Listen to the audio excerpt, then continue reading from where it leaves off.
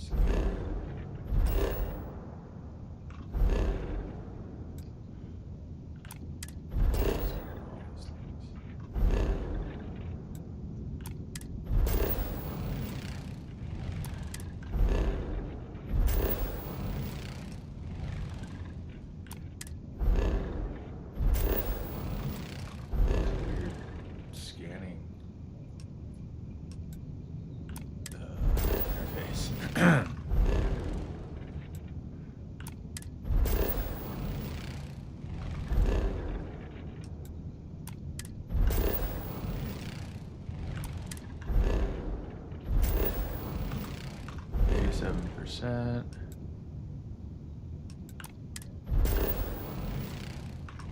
Let's see here.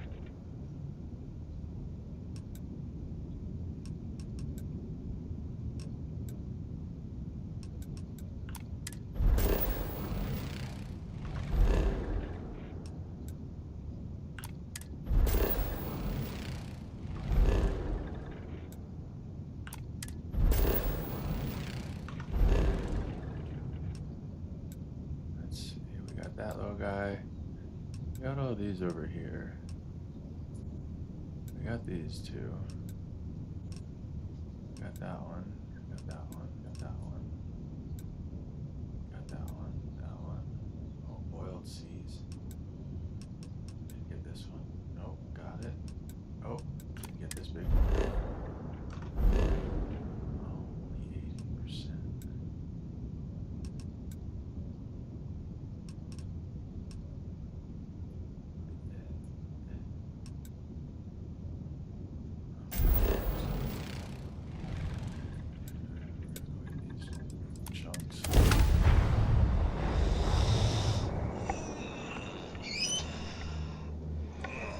Landing struts primed. Retros firing.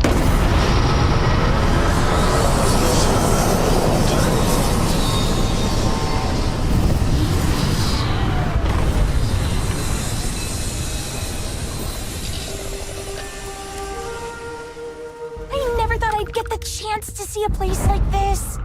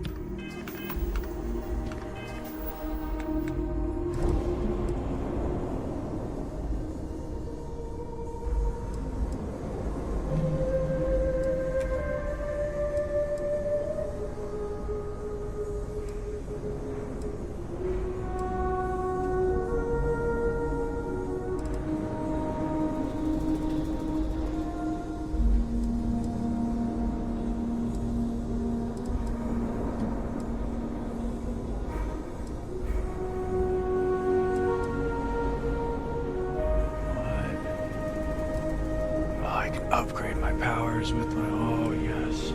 I have so much of that stuff.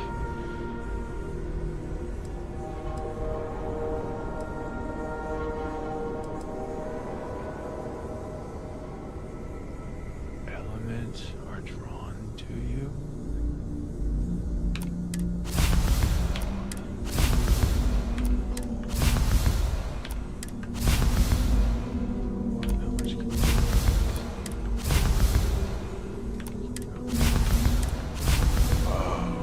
Super elemental pull, which can drain planets with my mind.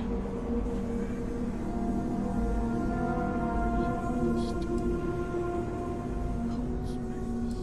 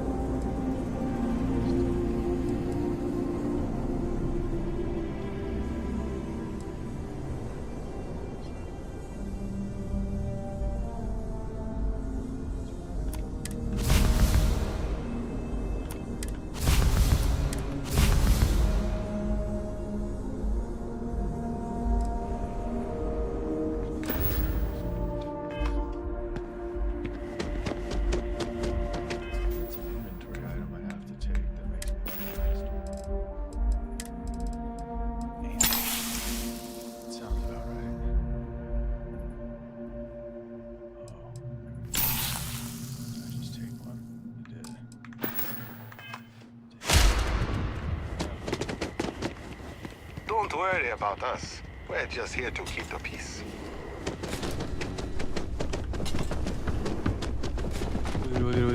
I'm so fast. Slow down. Dude, I saw this guy running by.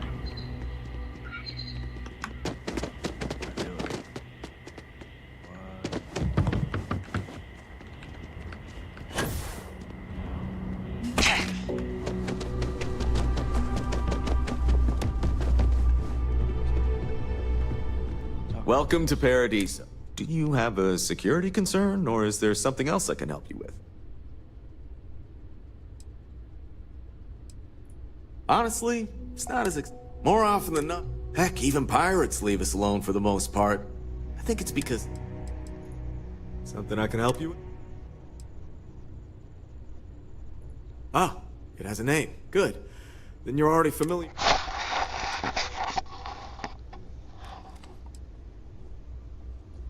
Interesting. We obviously have no records. Whatever the case, you'll need to speak with the CEO for the Paradiso group. I'll let him know you're on your... What? I thought I was getting my special sauce.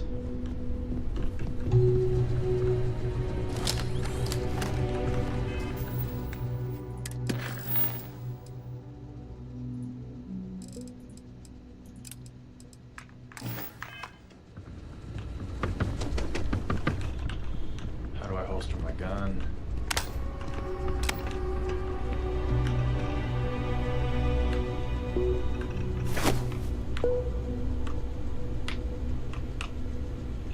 Save before I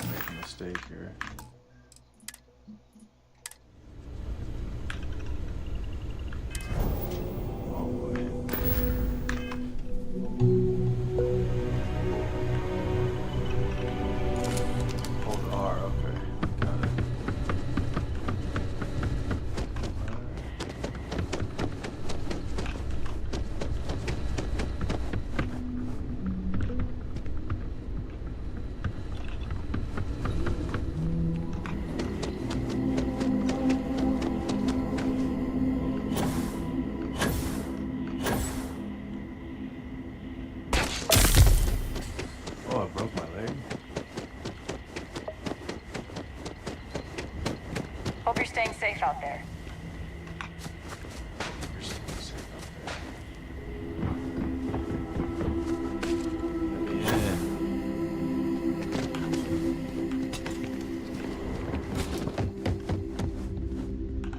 Hello. Please, don't hesitate to ask if there's anything. Oh, you're the creator of the chunks. I used to work at a Chunks in Neon before my transfer was approved, and it looks a lot nicer, the food. Yeah, I know, it seems ridiculous, especially... Honestly, what else do you want me to say? This is my employer, and they treat me well. Sure. Huh.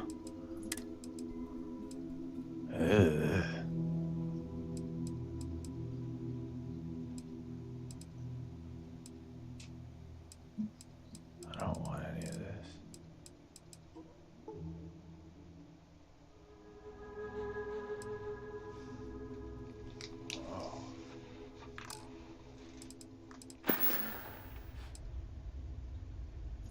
Huh, I thought it was... Hey, and let me know if I can...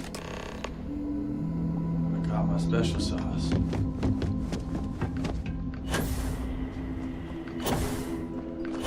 It's my pleasure to make sure I get...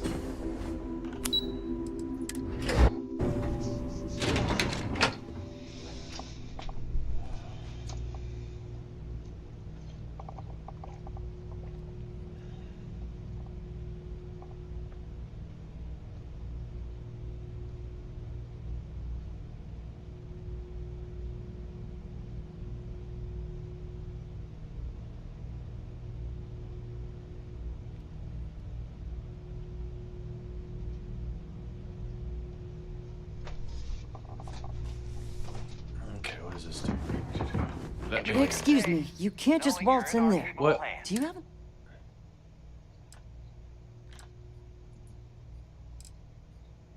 I'm afraid so, yes. They're generally very big. I really don't, and I can't have you barging... Oh, you're the one they're waiting for then. Huh. Told you. Get out of my way. Who are these people? What I could tell you would get me in a lot of trouble. Yeah, good. You're Most already of them in are trouble. You typical have no C-level idea what I'm execs. capable of. I doubt you even need to use your imagination. I swear, I've never even met some of them, because they chill at their own private secluded Ugh, beach homes all the Those time. wealthy, Anyway, smart people. be smart How around dare Oliver. they? He's got a way of getting what he wants without you realizing it. Uh-huh. What's it like? I can't speak for anyone else, but I've got a pretty... You can imagine, dealing with a team of execs.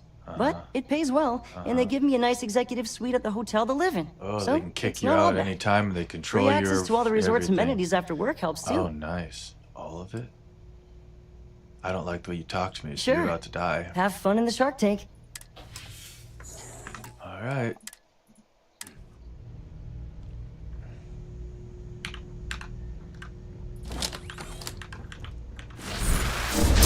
Not dangerous, is it?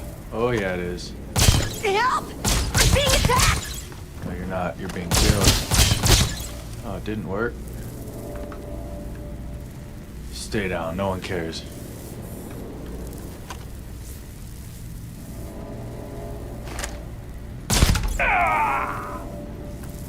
Someone help me! No one's listening.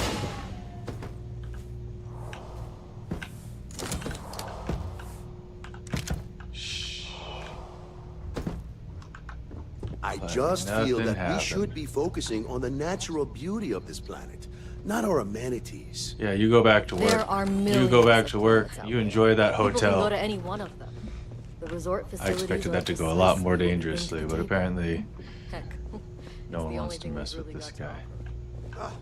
I don't want to risk us coming off as just another artificial trash can. I want what's in there. That's not we got something Whoa. special here. We should embrace that. Alarm's right. Thank you. We don't want to compete with Neon. Bayou's ruthless. He'll do anything he can to eliminate the competition.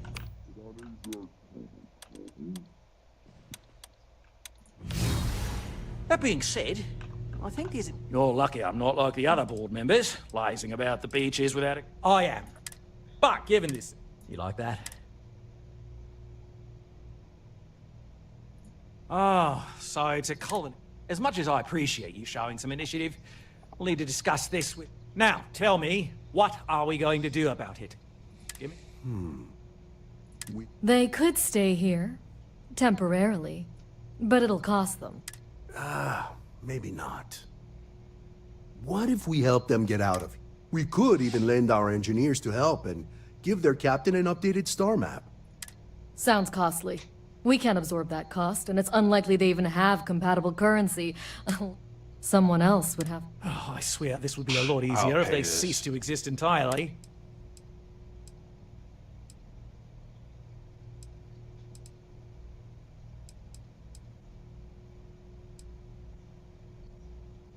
We own this planet. Imagine the landscape. No, much better to assimilate.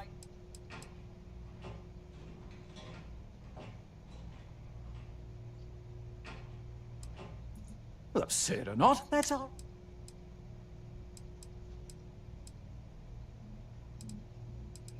And which proposal will you be taking? They'd be hard-pressed to defend their claim. We may be outside. I'm sorry, but...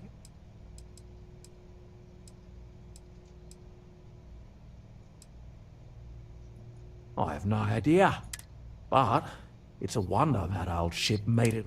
An engineer friend of mine told me once that the reactors on those old ships have a tendency to...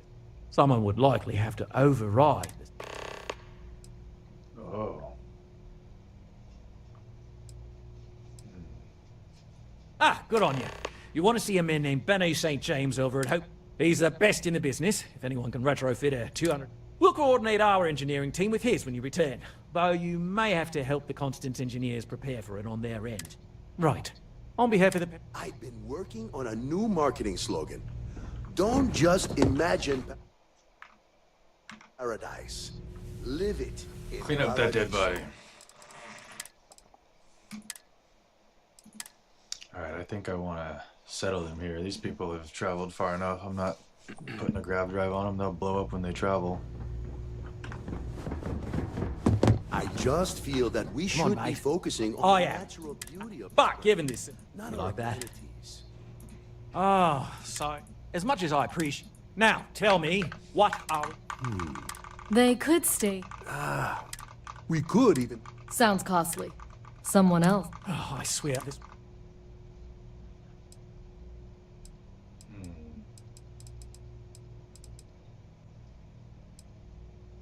We own this planet. Imagine the landscape. No.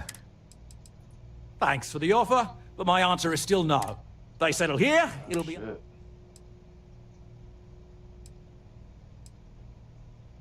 They'd be hard-pressed to defend. We may be outside. I'm sorry, but you're going to...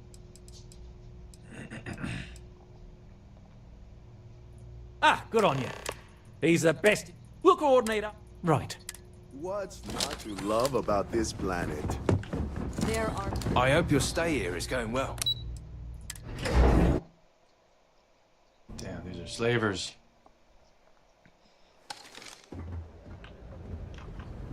Hey there. I'm not much of a beach person, but everyone talks about this place.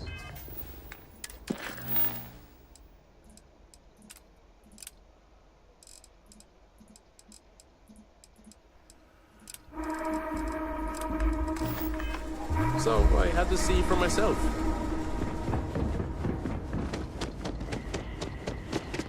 Hi there.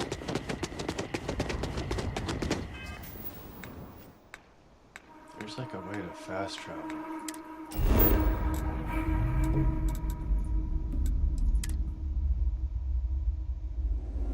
Are we headed off-world?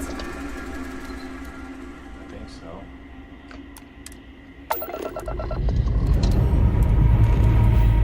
Prepare for liftoff. I have a pretty special spaceship.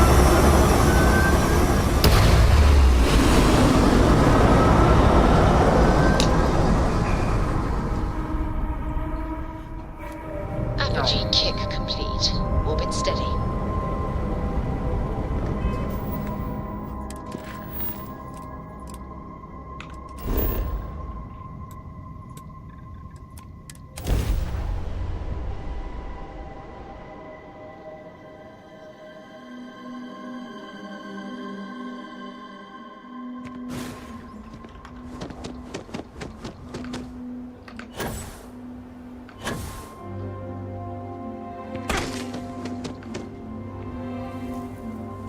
to hear any complaints.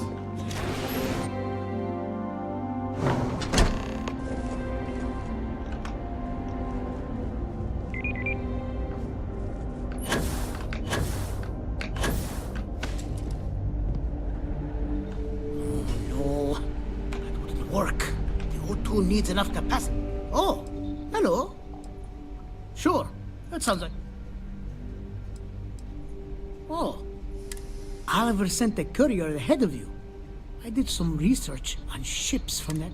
So grav drives didn't really take off until after the ship was built. But parts not cheap though. Neither is the labor. It's a pretty big...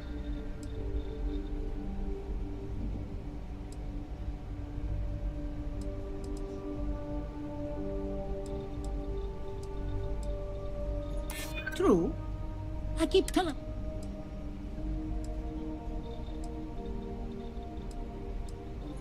Maybe it is selfish of me to demand something. Tell you what. Sounds like this is for a good cause. Nice. While I can't give you the part for free, Oh, I thought you said I can. won't charge you for the work. That's fine, I'll pay it. You're darn right it is. I recommend you go back to the ship and ask the captain to prepare for its retrofit. Standard. We'll send the part along when it's ready, and pleasure working with you.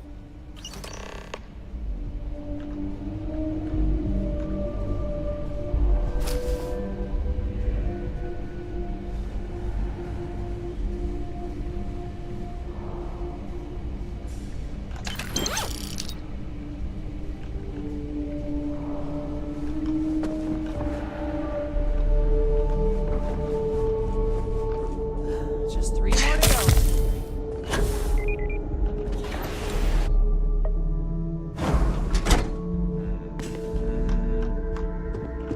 Keep an eye on your valuables. You can't protect your own. One hopes the best thing that happened. Folks from all over the Freestar Collective. Not usually. Every once in a while, badge or not. Honestly, though, it's not. Most people are willing.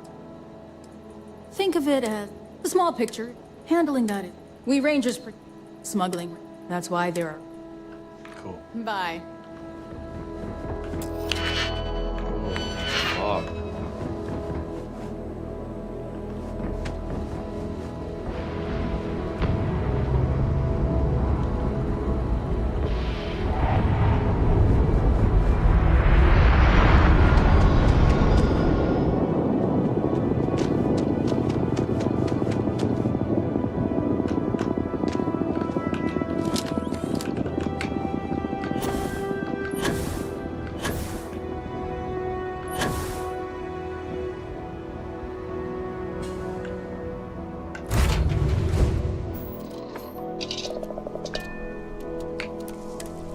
That spaceship get out of town. Time to create the stars.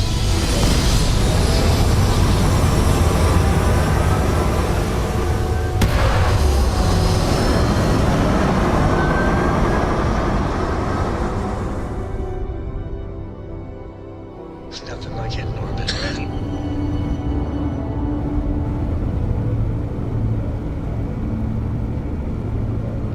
Right.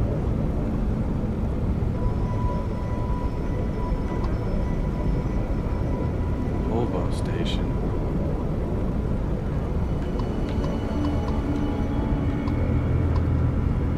What am I supposed to do at Volvo station? Hey, good to see you.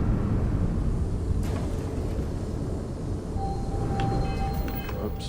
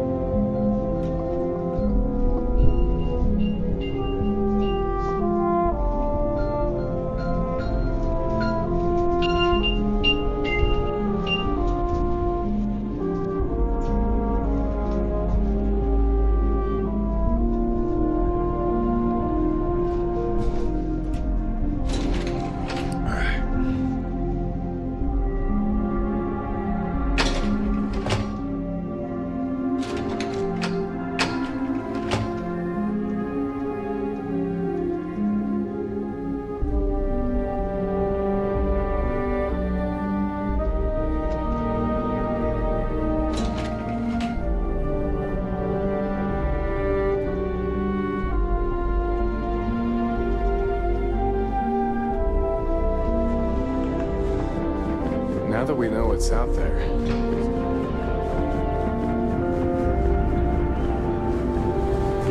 I can't tell you. I was hoping to talk to our visitor from outer space, and here you are! Welcome, welcome! I have a million burning questions, but I won't overwhelm you. There will be plenty of time for that later. Please, indulge me just a couple. How did you do it? Did humanity finally discover faster than light travel and eclipse our poor old ship?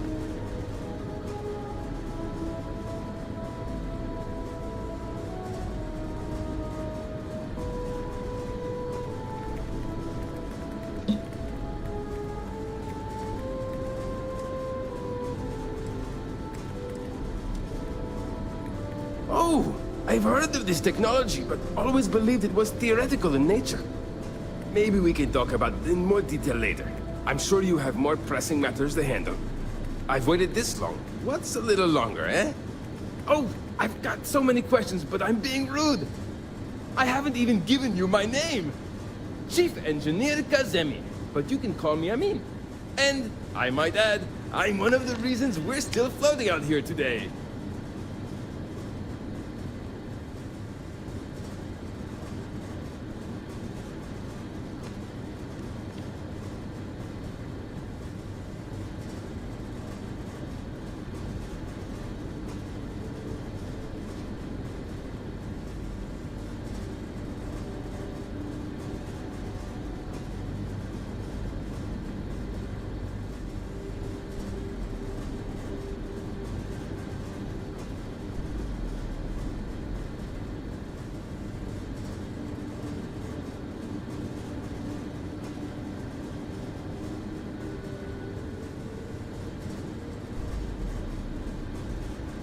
Yes?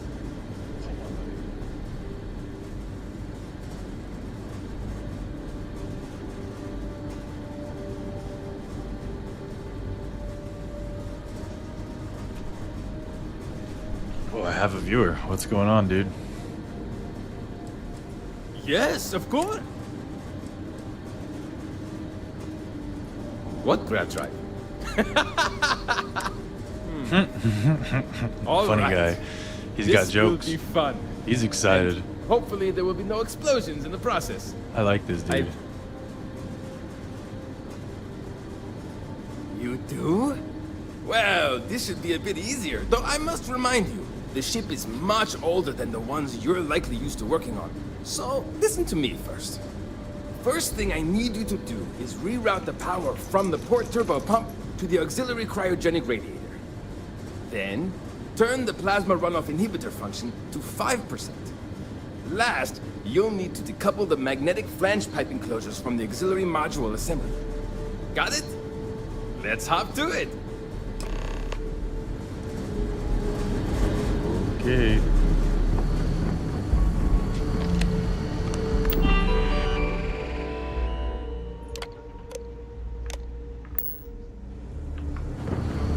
Hey. Wow.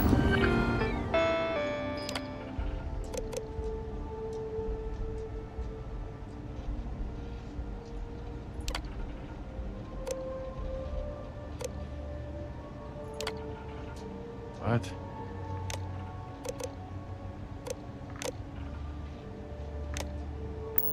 Ow. Hi.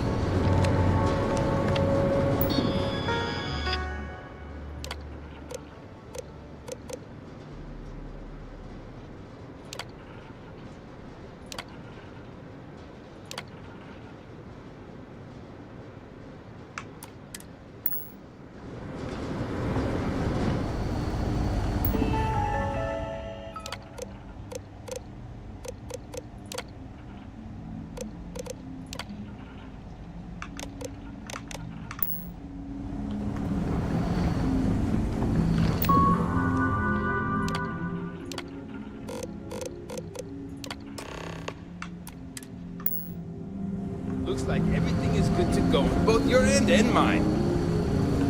Can you go inform the captain while they're finishing the installation? Thanks.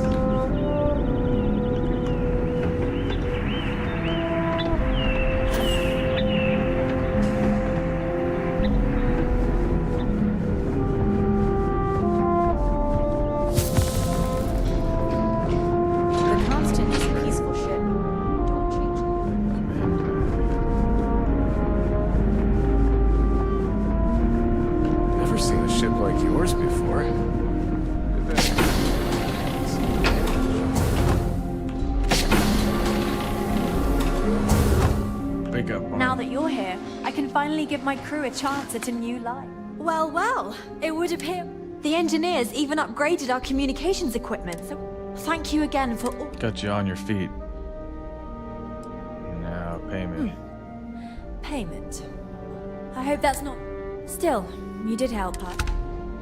Yeah, good. You gave me some old-ass guns. And a piggy bank and an antique ball. You just made me way down. You just weighed me down with junk. You gave me all your recreational. Good. No more fun. Get to work. Modernize your shit. Just because our equipment's old. Antique earth hockey stick. What are you gonna do with this? I gotta get out of here. What's the next step? Go downstairs.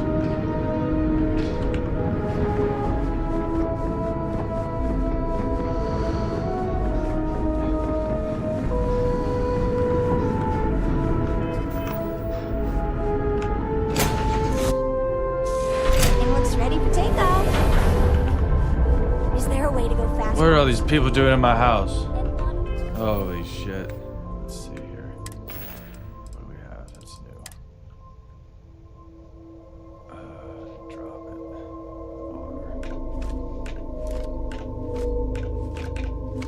it. Here you go, everybody.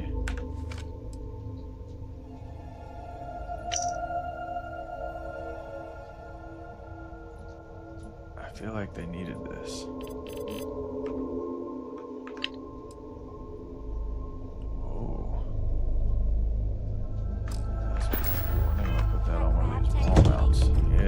What is it? What?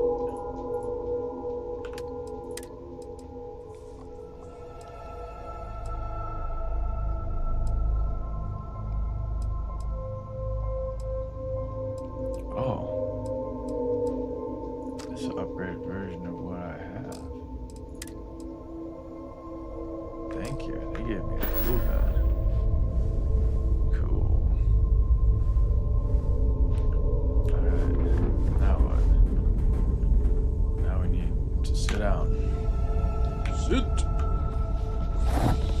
Stand by. Got some things to do in my life here.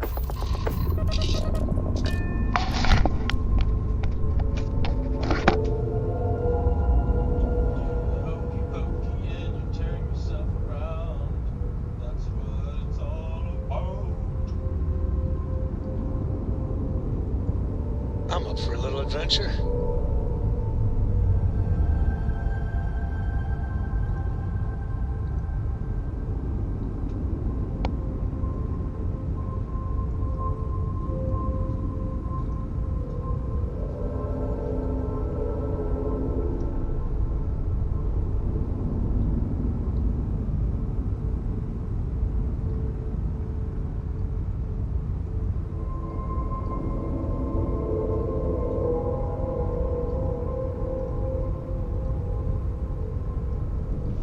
Now, you're not pestering the captain, right, Cora? Pester? You think I'm a pest? Oh, never. Poor choice of words. You being nice to the crew, too? Of course. So this book collection fund I heard about? Don't you always say, don't listen to rumors? All is well, Captain. All things considered. Pressure normalizing. Undocking complete.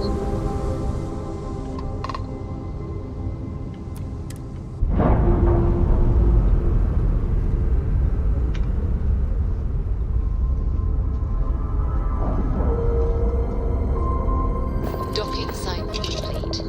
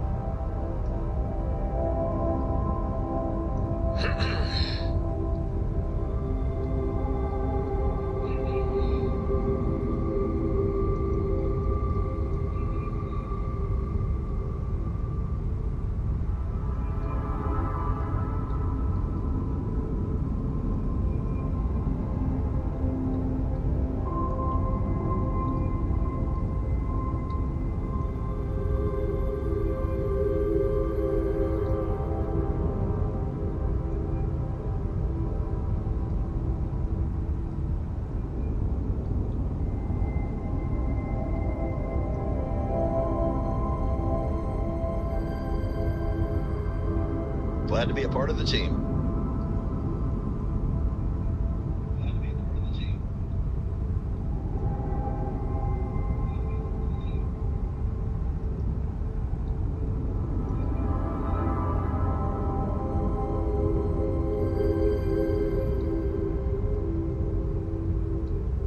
Hello, Captain.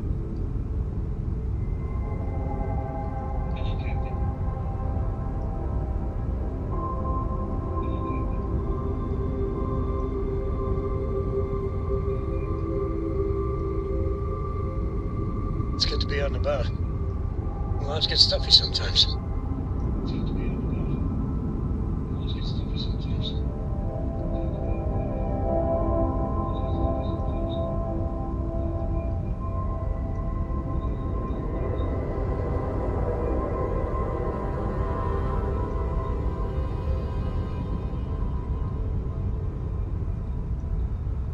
Hi, Captain. Good to see you.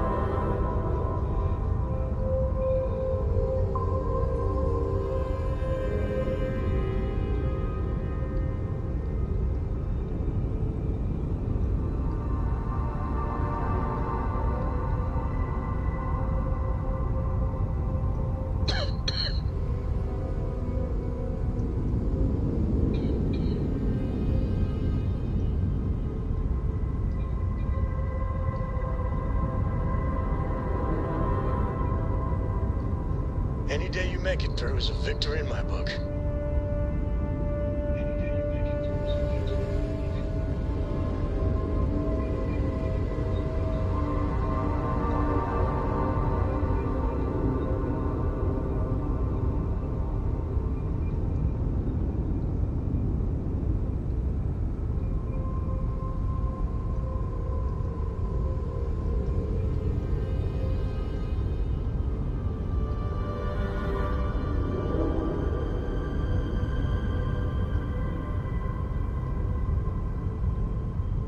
The galaxy's too big to be stuck in the same place.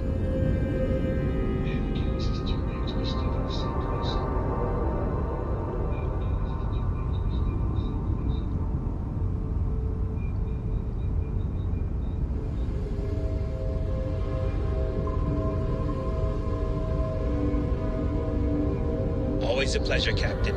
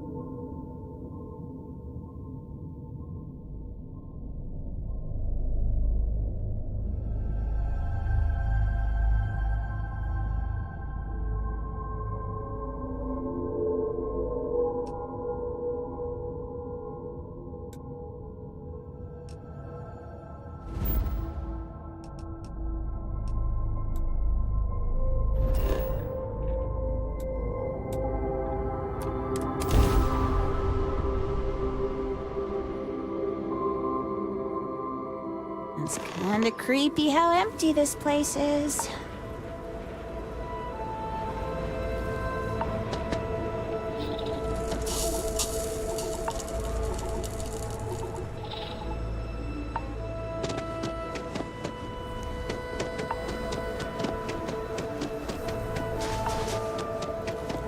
The people here live a simple life. Try not to complicate it.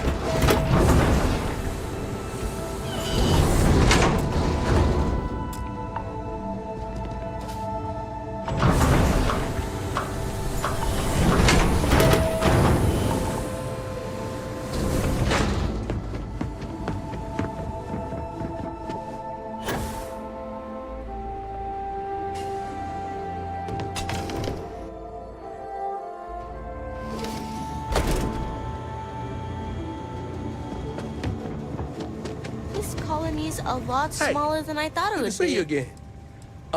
Ooh, yeah, you got me that sweet, sweet sauce. You are a real lifesaver. Seriously. Please choose your choice.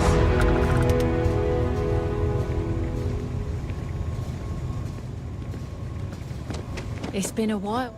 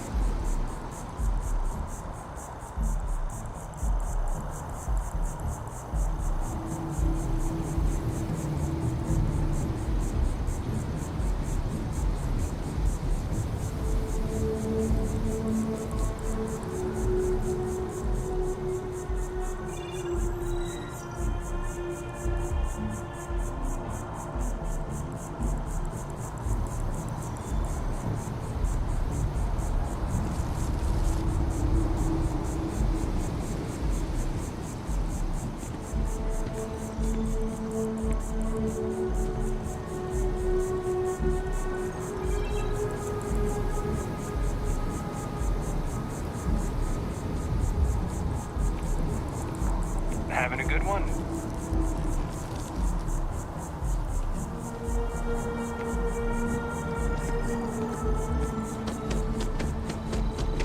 Alright. Learn how to build this. Some sort of quantum entanglement device.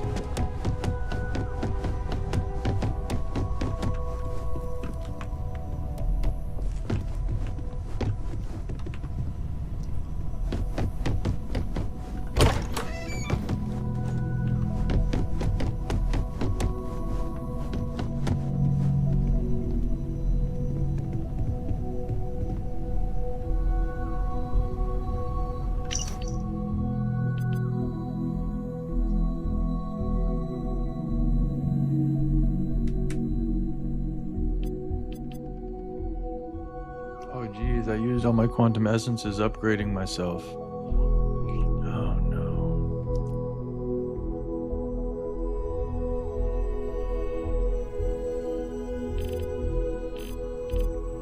I wonder what happens if you put a grav drive in it.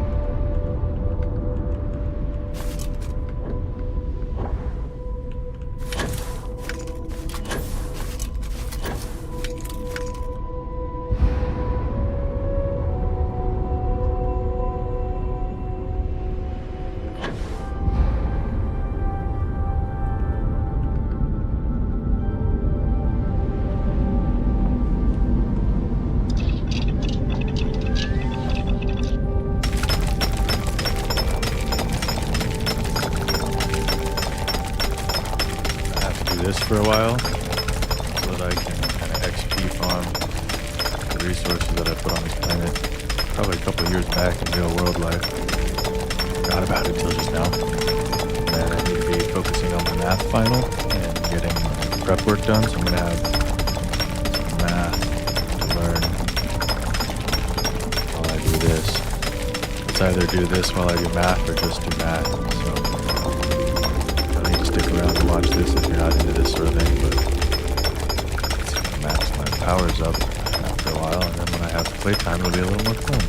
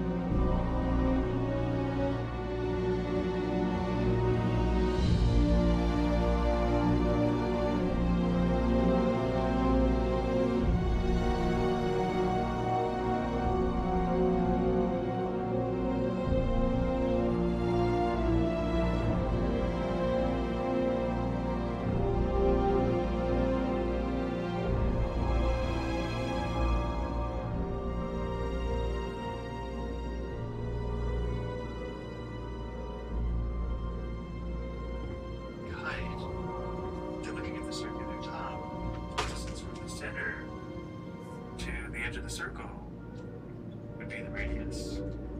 Here we see some of the more common volume formulas. But again, because we have a cylinder, the volume is equal to pi r squared h, well, this formula comes from finding the area of the base and multiplying by the height.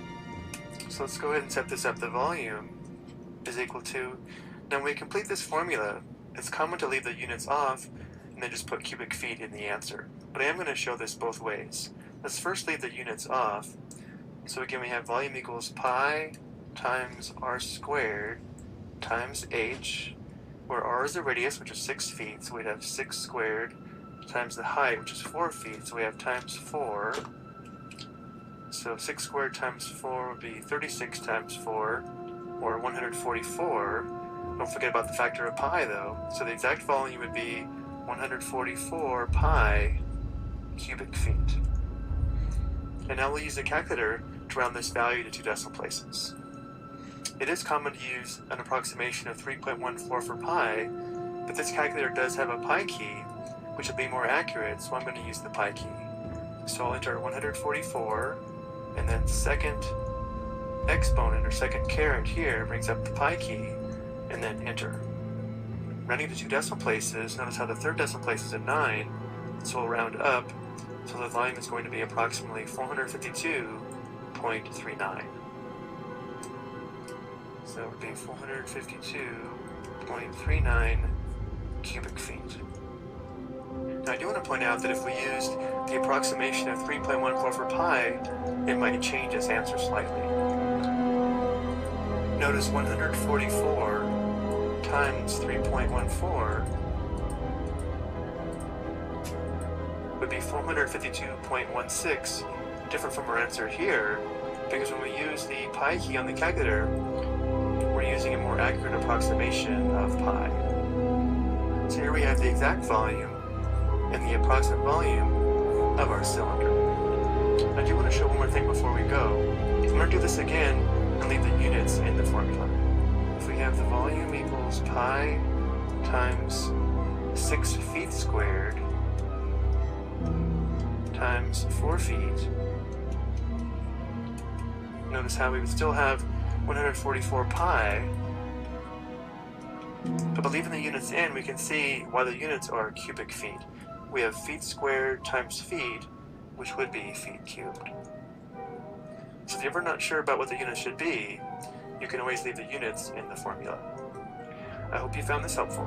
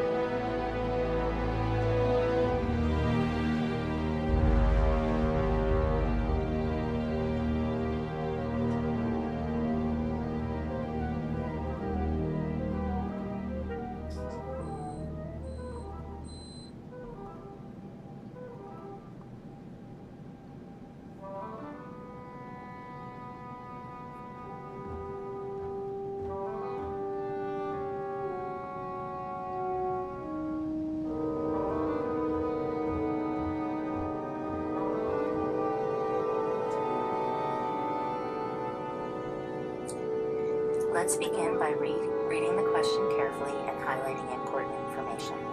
So last year, Pinwheel Industries introduced a new toy.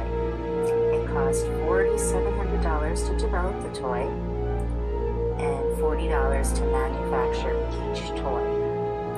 Now we're asked to determine an algebraic expression that represents the total cost to produce any of these toys. Okay. So let's start by writing down what our letters represent. So we have two things going on here. N is the number of toys produced. Number of toys produced. And we're interested in finding the total cost of N toys. Okay. So that amount depends on the number of toys produced. It doesn't have a letter name to it, but that's what we're finding here. So these are the two things that are changing. Now let's look at the information we're given. Well, we're told it cost $4,700 to develop a toy.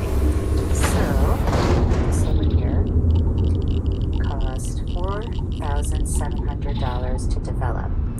Now, this value is fixed, meaning that it doesn't matter how many toys you produce, this number is not going to change. So it's kind of a flat fee, $4,700 to develop the toy. However, it's $40 to manufacture each toy. So, $40 cost per toy.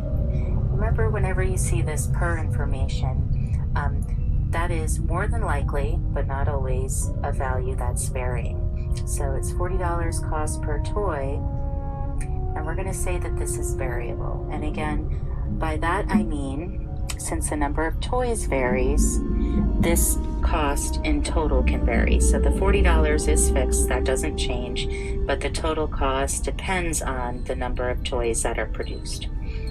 So now let's try to write out in words what this would be. So the total cost is going to equal, well, the development cost and plus the manufacturing costs. Okay. So the total cost equals, well, we know the development cost that was fixed, that didn't depend on the number of toys, is $4,700. And then we have to add on the manufacturing costs for N toys. So again, here we have $40 per toy. So if it was one toy, it would be 1 times $40. If they made 2 toys, it would cost them 2 times $40. If they made 3 toys, it would be 3 times $40. So if they made N toys, because that's what we're calling the number of toys, or number of toys produced, sorry, it would be N times $40, which we write as 40N. And again, you don't need to write this, but it really helps you see the pattern. So the development is $4,700, the manufacturing is 40N, where N is the number of toys produced. And that is our algebraic expression. Okay, now we have one more question. The cost to produce 1,300 toys is blank. So now we're given a value for the number of toys, which is N. So we can replace N with that value. So when N equals 1,300, we will have a total cost of 4,700 plus 40. I'm going to put that 1,300 in parentheses, and these are multiplied. Let's get the calculator to do this. 4,700 plus 40 times 1,300 toys is 56,700.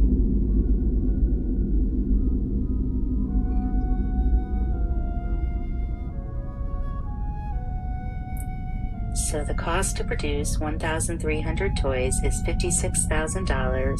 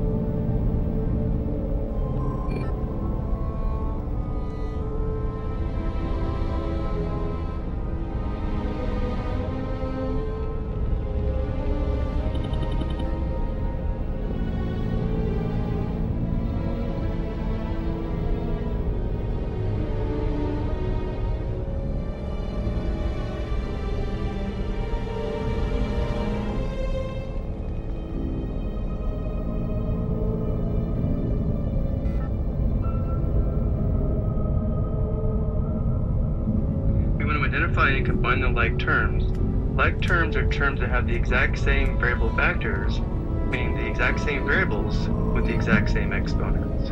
If we do have like terms, we add or subtract them by adding or subtracting the coefficients, and the variable part remains the same. Looking at our first expression, we have 3v plus 7v minus v plus v. Notice how each of these terms has exactly one factor of v, so they're all like terms, which mean they can be combined.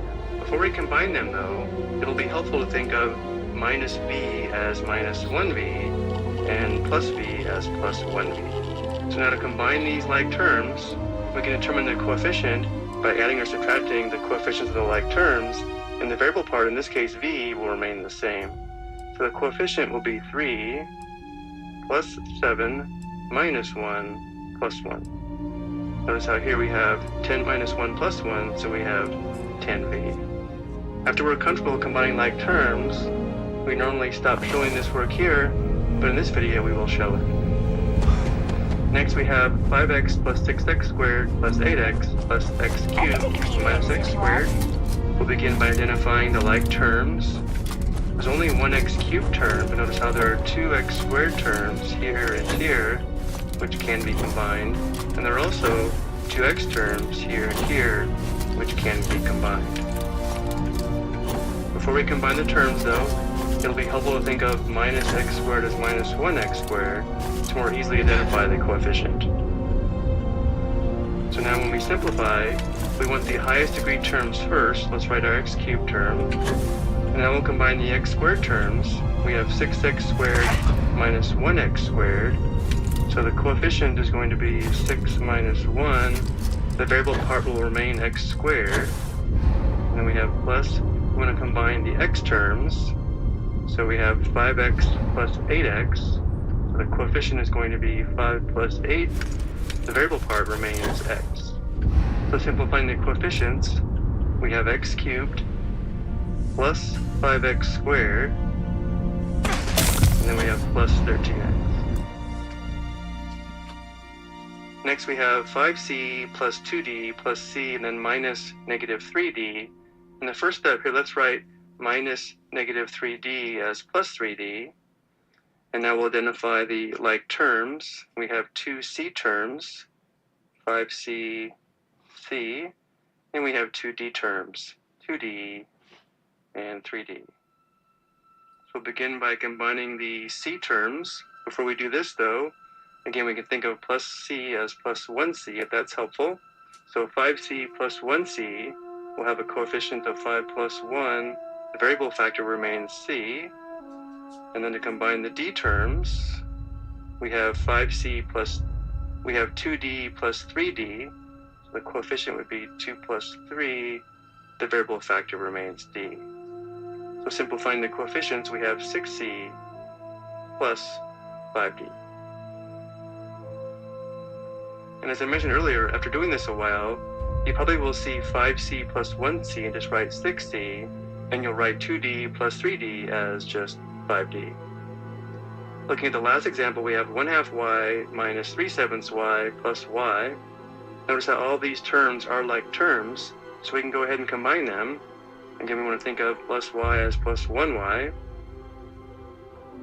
So when we combine these terms, the coefficient is going to be 1/2 minus 3/7 plus 1, which I'll write as plus 1 over 1. And the variable factor, or the variable part, will be just y. So to add and subtract these fractions, we must obtain a common denominator, which would be 14. So let's multiply 1/2 by 7 over 7. We'll multiply 3/7 by 2 over 2. Multiply 1 over 1 by 14 over 14. So now we will have a denominator of 14. The numerator is going to be 7 minus 6, that's 1, plus 14, that's 15. So all these terms combine to 15/14 y.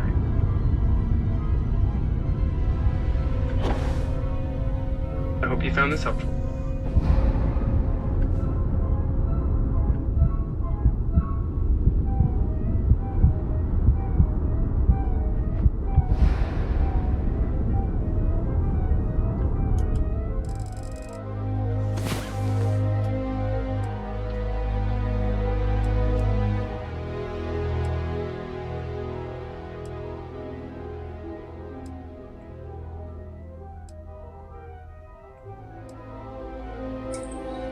this video, we're going to learn how to simplify expressions.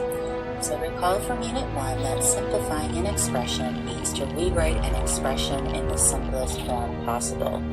Well, what is the simplest form possible? We said in algebra, this means performing any operations possible. So we saw in arithmetic. Oops.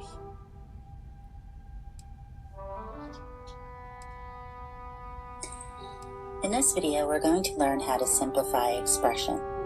Simplest form possible, the indicated operations. Any operations you have, you perform those operations, and then usually your result is a single number. Okay. Now we saw in algebra, we cannot always perform every operation.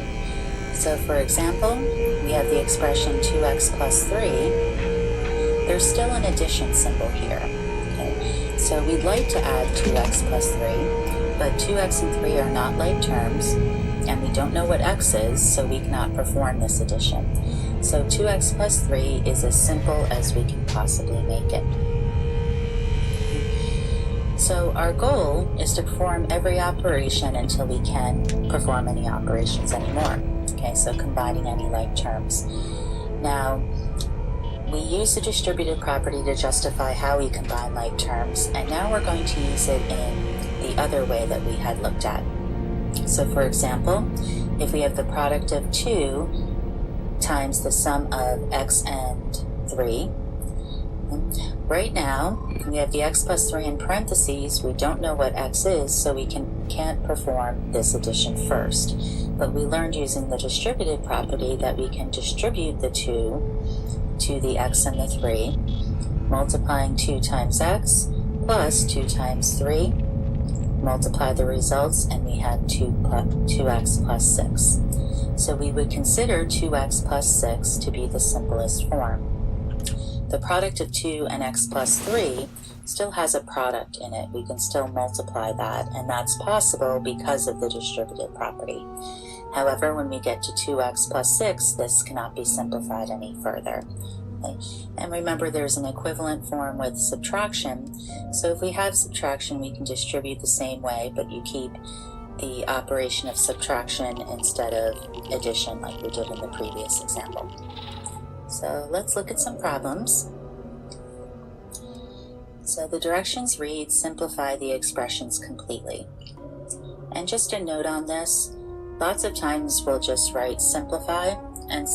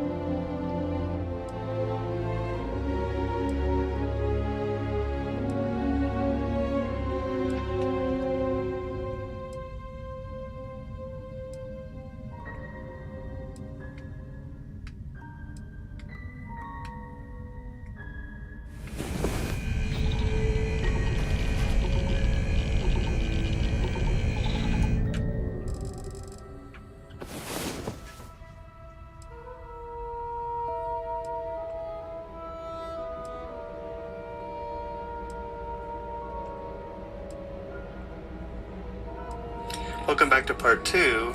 In part 1 we solved these first 2 equations. In this video we'll solve these last 2 equations. Notice how our equation here contains fractions, so we can perform the optional step 1, which says to multiply to clear any fractions or decimals. So because both fractions have a denominator of 6, we have the option of clearing the fractions from the equation by multiplying both sides of the equation by 6. Let's go ahead and do this.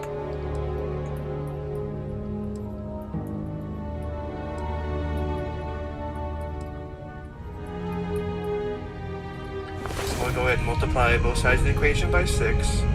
Again, this is an optional step. If we wanted to, we could work with the fractions. Also, No way you'll if the be able to denominators carry were that different, much we stuff for multiply long. both sides of the equation by the least common denominator.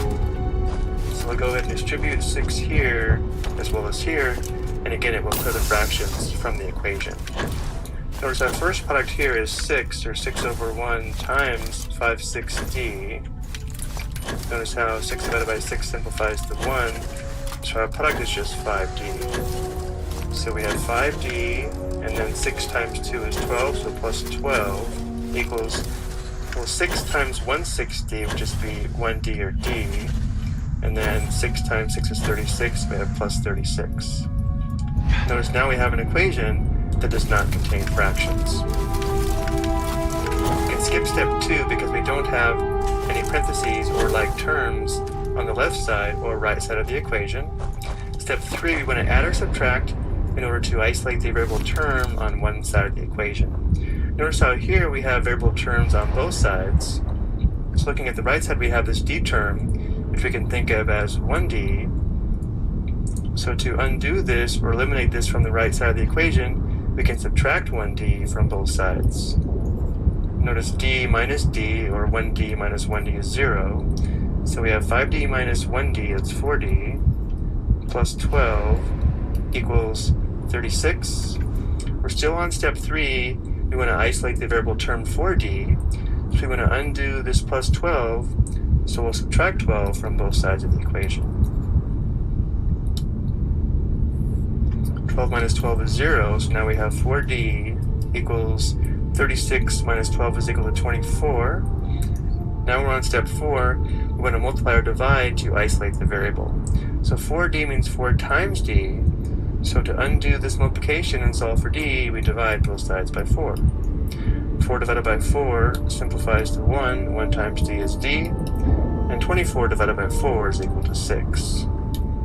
So our solution is d equals 6.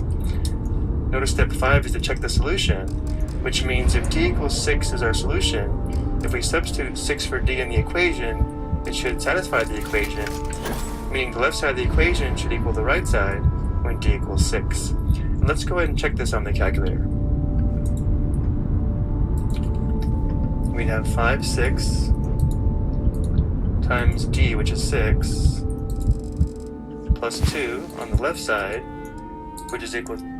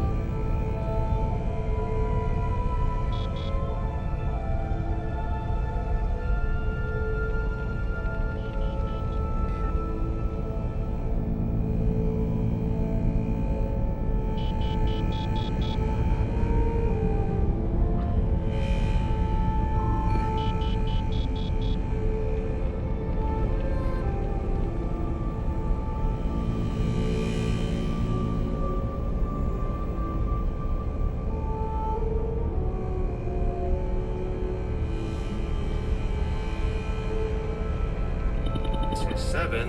On the right side, we have 1/6 times 6 plus 6, which is also 7, verifying our solution is correct. Now look at the next equation. We can skip step 1 because we don't have any fractions or decimals. Step 2, we want to simplify each side of the equation by clearing the parentheses and combining like terms. Notice on the left side of the equation we have these parentheses, so we're going to clear them and combine like terms. So if it's helpful, we can think of distributing a positive 1 here to clear the parentheses, and because of the subtraction, we can think of distributing a negative 1 here. So we'd have 3m minus 4, and then negative 1 times negative 5m, that'd be positive 5m or plus 5m, and then negative 1 times positive 7 is negative 7, so we'd have minus 7 equals 12m minus 47. We're still on step 2. Notice how on the left side we do have like terms. We have 2 m terms, and we have 2 constants, which we can combine. 3m plus 5m is 8m. Negative 4 minus 7 is negative 11, so minus 11 equals 12m minus 47. Step 3, we want to add or subtract to isolate the variable term on one side of the equation. Notice how right now we have variable terms on both sides. So looking at the right side, notice how we have this positive 12m term. So to undo or eliminate this from the right side, we can subtract 12m from both sides. Notice how on the right, 12m minus 12m is 0. So now we have 8m minus 12m, that's negative 4m, minus 11 equals negative 47. We're still on step 3. We want to isolate the variable term. We're going to isolate negative 4m on the left side, so we don't want this minus 11 here. So we'll undo minus 11 by adding 11 to both sides of the equation. Negative 11 plus 11 is 0, so now we have negative 4m equals negative 47 plus 11 is negative 36. Step 4, multiply or divide to isolate the variable. Well, negative 4m means negative 4 times m, so to undo this multiplication and solve for m, we divide both sides by negative 4. Negative 4 divided by negative 4 simplifies the 1. 1m is just m. And we have negative 36 divided by negative 4, which equals positive 9. So our solution is m equals 9. And I would encourage you to substitute 9 for m into the original equation to verify the solution is correct. Going back to our first slide, we now know that the solution to this equation is d equals 6, and the solution to this last equation is m equals 9. I hope you found this helpful.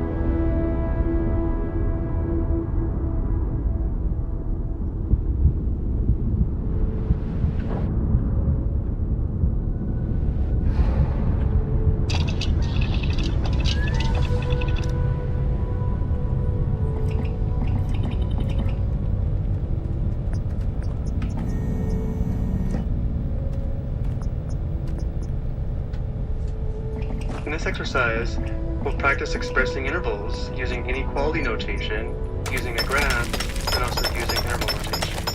First we have the inequality x is greater than negative 3. Notice here negative 3 is not in this interval, so to show negative 3 is not in the interval, we make an open point on negative 3 using the open dot tool. And then because x is greater than negative 3, we graph to the right using the line segment tool. This is the interval where x is greater than negative 3. Another way to express the same interval would be to use a bracket parenthesis, finding it to be like this, rather than an open point. This indicates the endpoint of negative 3 is not in the interval. So this is the second way to graph the exact same interval. And before we talk about interval notation, notice how as we move right on the number line, we would approach positive infinity. So using interval notation, we have the interval from -3 on the left, approaching positive infinity on the right. And because -3 is not in the interval, we use a rounded parenthesis here. If it was included, we use a square bracket. And for positive and negative infinity, we always use a rounded parenthesis. To enter infinity into our homework system, you can either enter 2 lowercase o's on the keyboard, or use the equation tool and select the infinity symbol. Next we have x is less than or equal to -4. Notice here, -4 is in the interval because of the equal part. So to show -4 is in this interval, we make a closed point at x equals -4 here, using the dot tool. And then because x is less than or equal to -4, we graph to the left using the line segment tool. Instead of using a closed point though, we can also place a square bracket here at x equals -4, indicating this end point is in the interval, and then graph to the left. Notice here, to the left we're approaching negative infinity. So using interval notation, on the left we're approaching negative infinity, the right end point is -4. Because -4 is in the interval, we use a square bracket here, and again for infinity or negative infinity, we use a rounded parenthesis. Now for our next two examples, we're given the interval notation, we want to provide the graph as well as the inequality notation. So looking at the interval notation, we have the interval from 1 to infinity. Because of the rounded parenthesis here, 1 is not included in this interval. So we'd have an open point on 1, we would graph to the right, approaching positive infinity, or the alternative notation would be to use an open parenthesis here on 1 and graph to the right. The inequality notation would be all the numbers that are greater than positive 1, so we say x is greater than positive 1.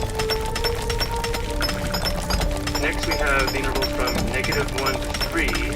Because we have a square bracket on the left, -1 is in the interval, and we have a rounded parenthesis on the right, and therefore 3 is not in the interval.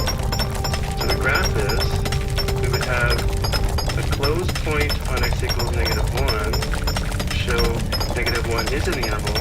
We'd have an open point on positive 3 here, and we graph the interval between these two.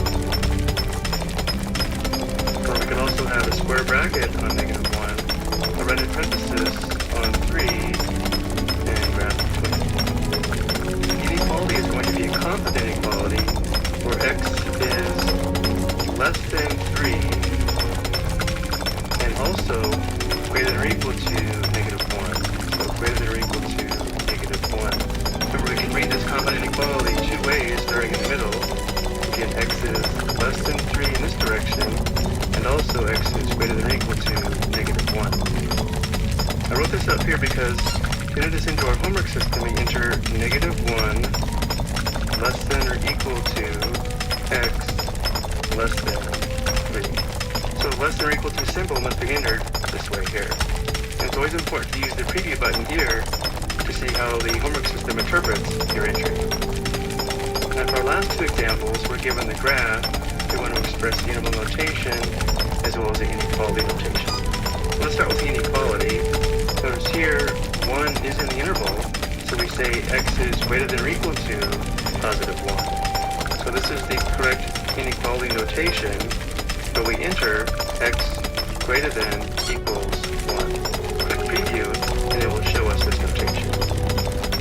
And using interval notation, we have the interval from 1 on the left, approaching positive infinity on the right. The interval includes 1, so we use a square bracket here, and a rounded parenthesis for infinity. And for our last example, we have the interval from -3 to 2. The interval includes -3 and does not include positive 2. So we can say that x is less than 2 and greater than or equal to -3. So starting with x here, we'd say greater than or equal to -3 So x is between negative 3 and 2, including negative 3, and not including 2. The way we enter this in, though, is going to be negative 3 less than equals x less than 2. Click preview, and we'll see this notation. And finally, for the interval notation, we have the interval from negative 3 to 2. Because we include negative 3, we have a square bracket. Because we don't include 2, we have a rounded parenthesis here. And before we go, another way to graph this interval here would be to use a square bracket on the number line and graph to the right. And for this interval, we'd have a bracket on negative 3, parenthesis on positive 2, and we graph between the values. Notice here the scaling of the number lines are different. I hope you found this helpful.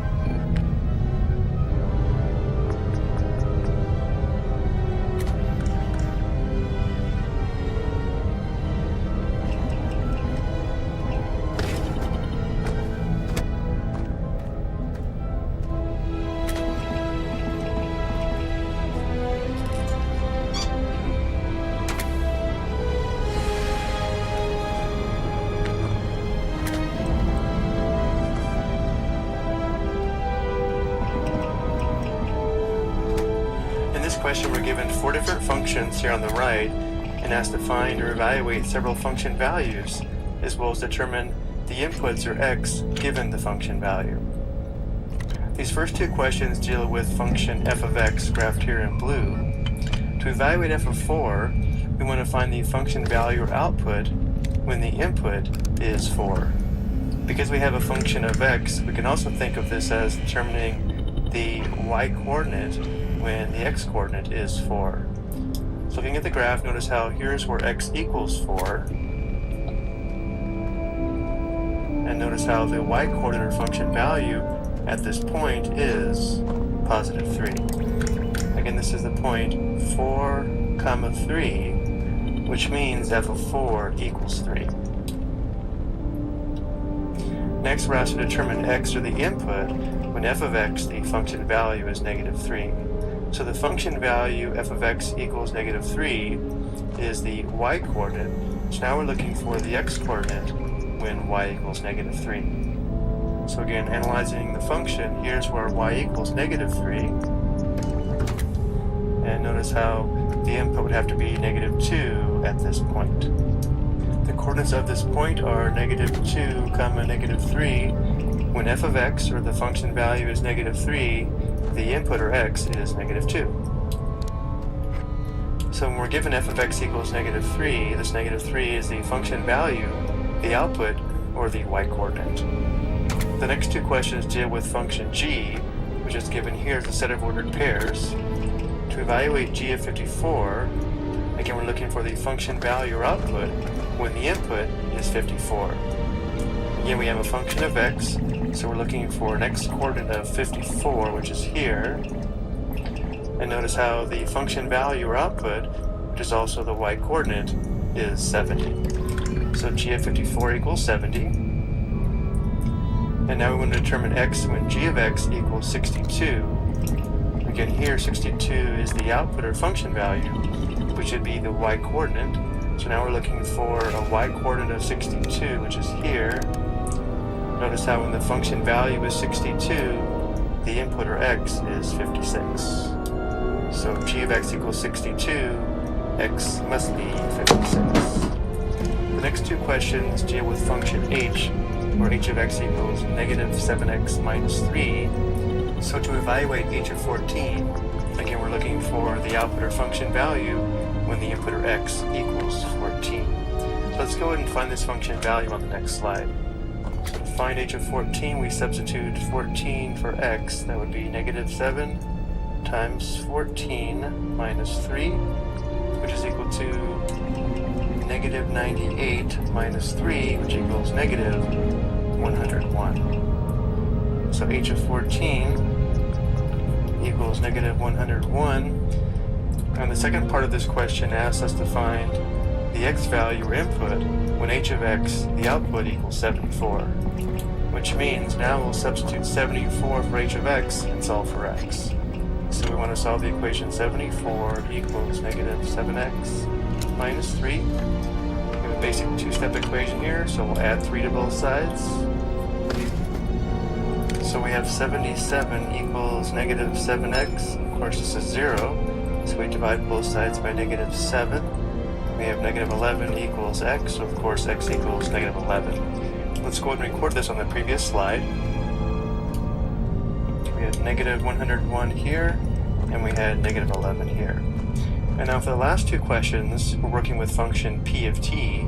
So now notice how the input is t, and the output or function value is p of t. So to evaluate p of 54, we're looking for the function value when the input, or t value, is 54. Notice t equals 54 here.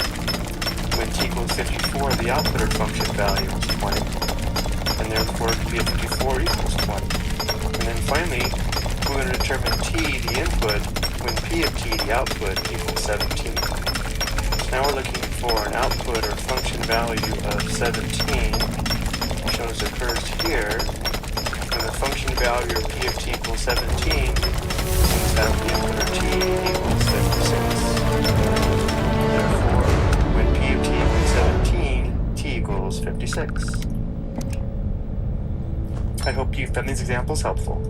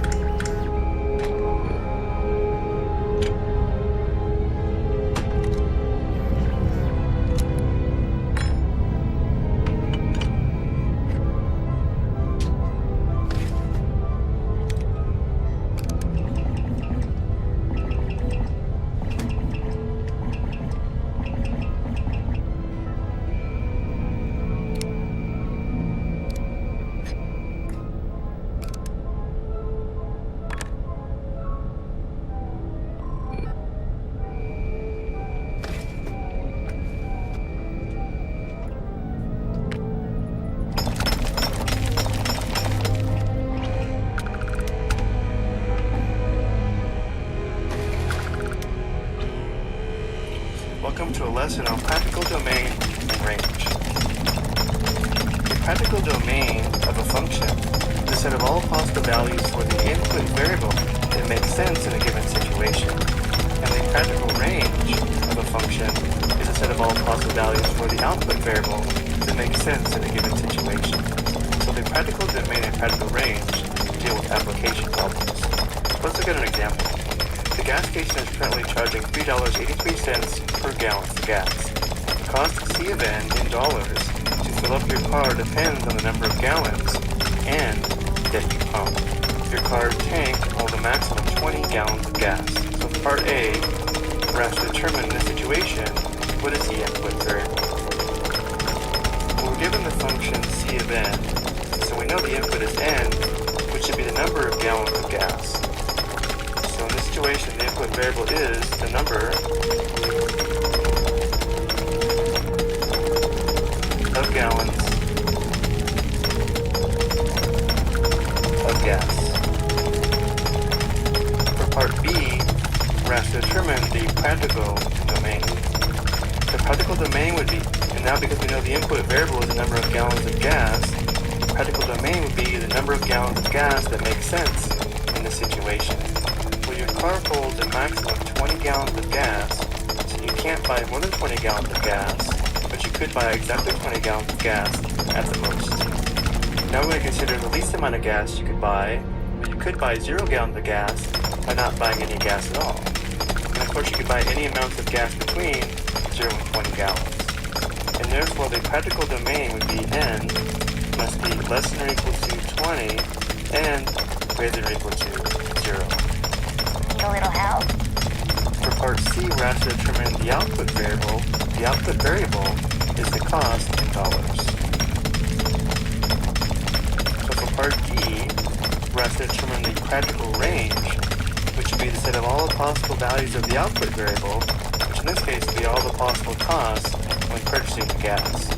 If you purchase 0 gallons of gas, then the cost would be 0. If you purchase 20 gallons of gas, the cost would be 20 times $3.83, which we can see would be $76.60, or just 76.6, which means the practical range would be from 0 to 76.6, including both endpoints.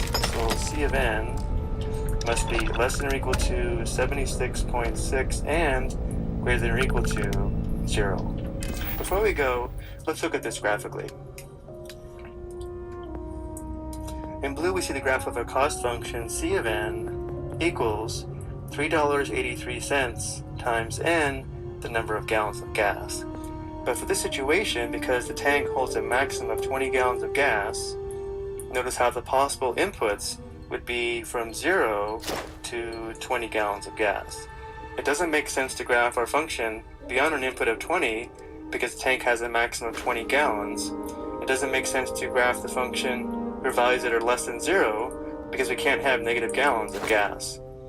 And once we have a restriction on the input, notice how that changes the output. The possible outputs are from $0 all the way up to a full tank of gas, which would cost $76.60. I hope you found this helpful.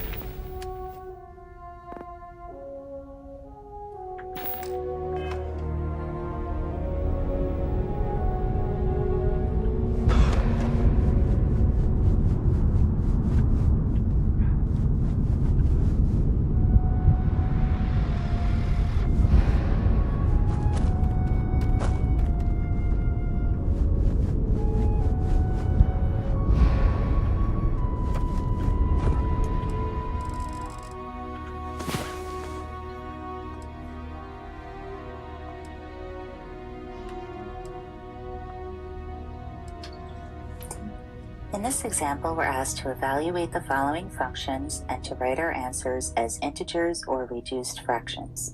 So let's start with this one here, and we will write the formula. F of x equals 3x squared minus x. And we're asked to find f of -9. So that means find the output of the function when the input is -9. And the input is x, so we're going to replace each x with -9 in parentheses. So 3 times -9 squared minus -9. Now we're going to evaluate this using the order of operations. Well, first we need to do parentheses. Let's write this over here. -9 times -9. That's 2 factors of -9. Gives us a positive 81. So this is 3 times 81 minus -9.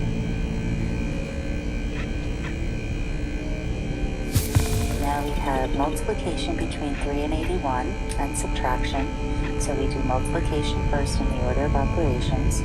So 3 times 81 is 243 minus -9.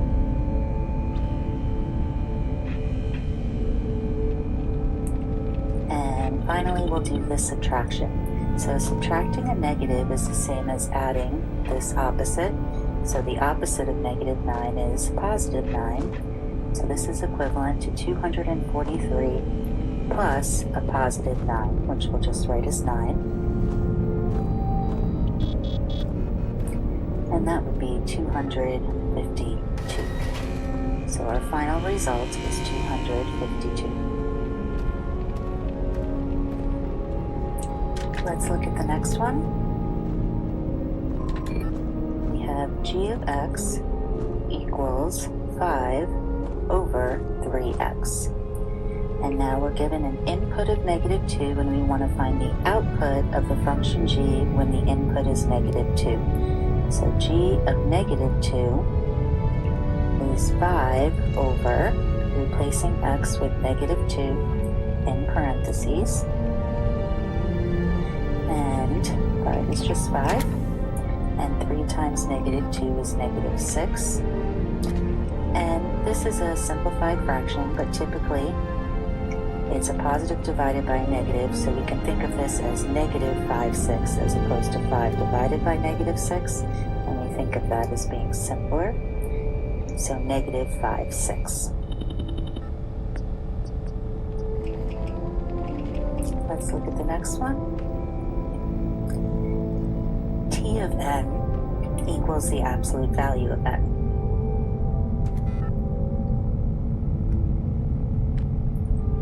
So we are given the input of -6. So we want the output, the function t evaluated for n equals -6 is the absolute value of -6. So remember, absolute value means the number's distance from 0. So how far is -6 from 0? Well, its distance is +6, or just 6. Let's look at the next one. K of x equals 2 raised to the x power. And we're given an input of 4. We're asked to evaluate the function k when the input is 4. So we have k of 4 equals 2 to the 4th power. Well, 2 to the 4th power means 4 factors of 2, or 2 times 2 times 2 times 2. And we can just multiply across. So 2 times 2 is 4, times 2 is 8, times 2 is 16. So k of 4 equals 16.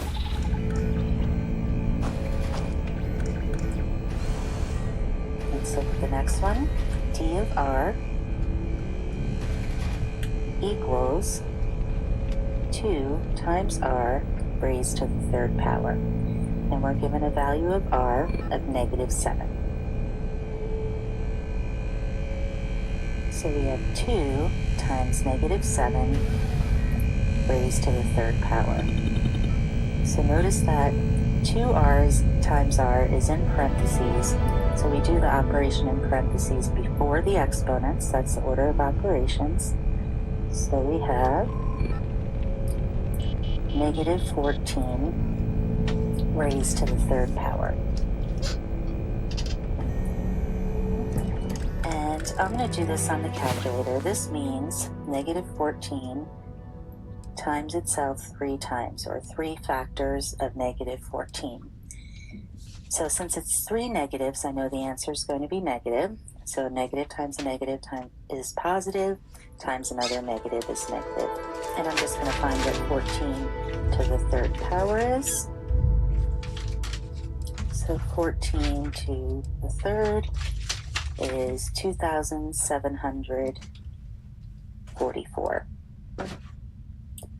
So we have negative 2,744 as our result. And now we have one question left. P of n equals 1 over n squared. And we're given that n is negative 5. So P of negative 5 equals 1 over, make sure you put negative 5 in parentheses. Now negative 5 squared means 2 factors of negative 5. This is negative 5 times negative 5. And the product of 2 negatives is positive, so we have 1 over 25. And that's our final result, and that's a simplified fraction.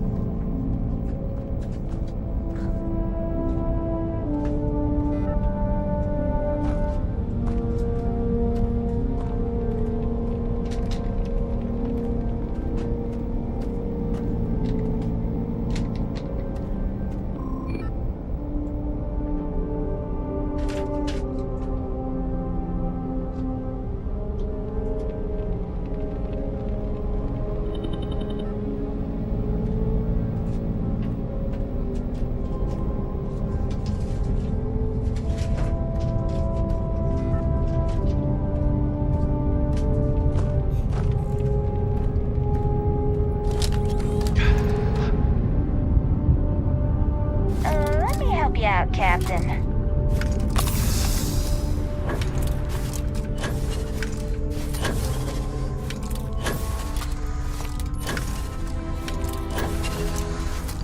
Given the function f of x equals negative 4x plus 2, we need to find simplified expressions for the following two problems. First, we are to find an expression for f of x minus 2. So what I'm going to do is copy the given information, and where I see the variable x, I will leave a blank space, knowing ahead of time that my job is to replace x with some mathematical expression. Notice the input variable for the function is x. This notation is telling me that wherever you see the input variable x, we are to replace it with the expression x minus 2. So for example, this x will be replaced with x minus 2. And notice the left part of my answer matches the question now. I'm defining an expression for f of the quantity x minus 2, and that's written right here. But since I replaced x with the quantity x minus 2, I must also replace this x with x minus 2. So it's always the case what goes in this blank also goes here.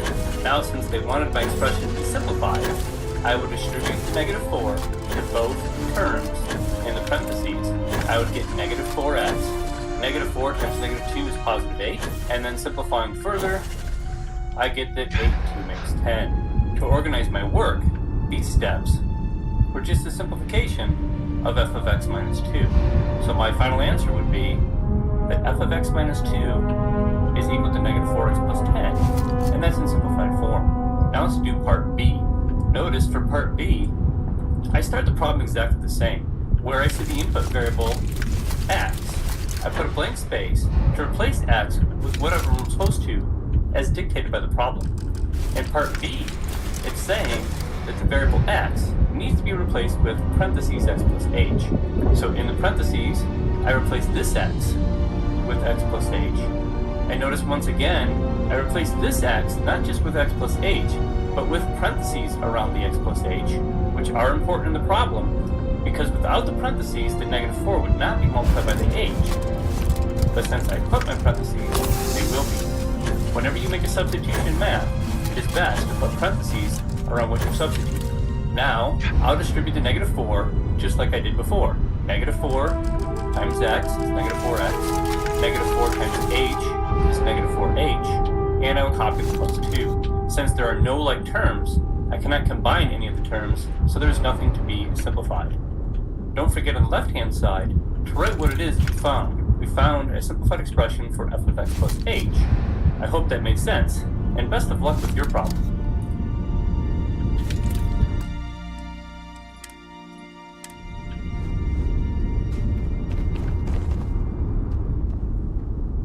Yep.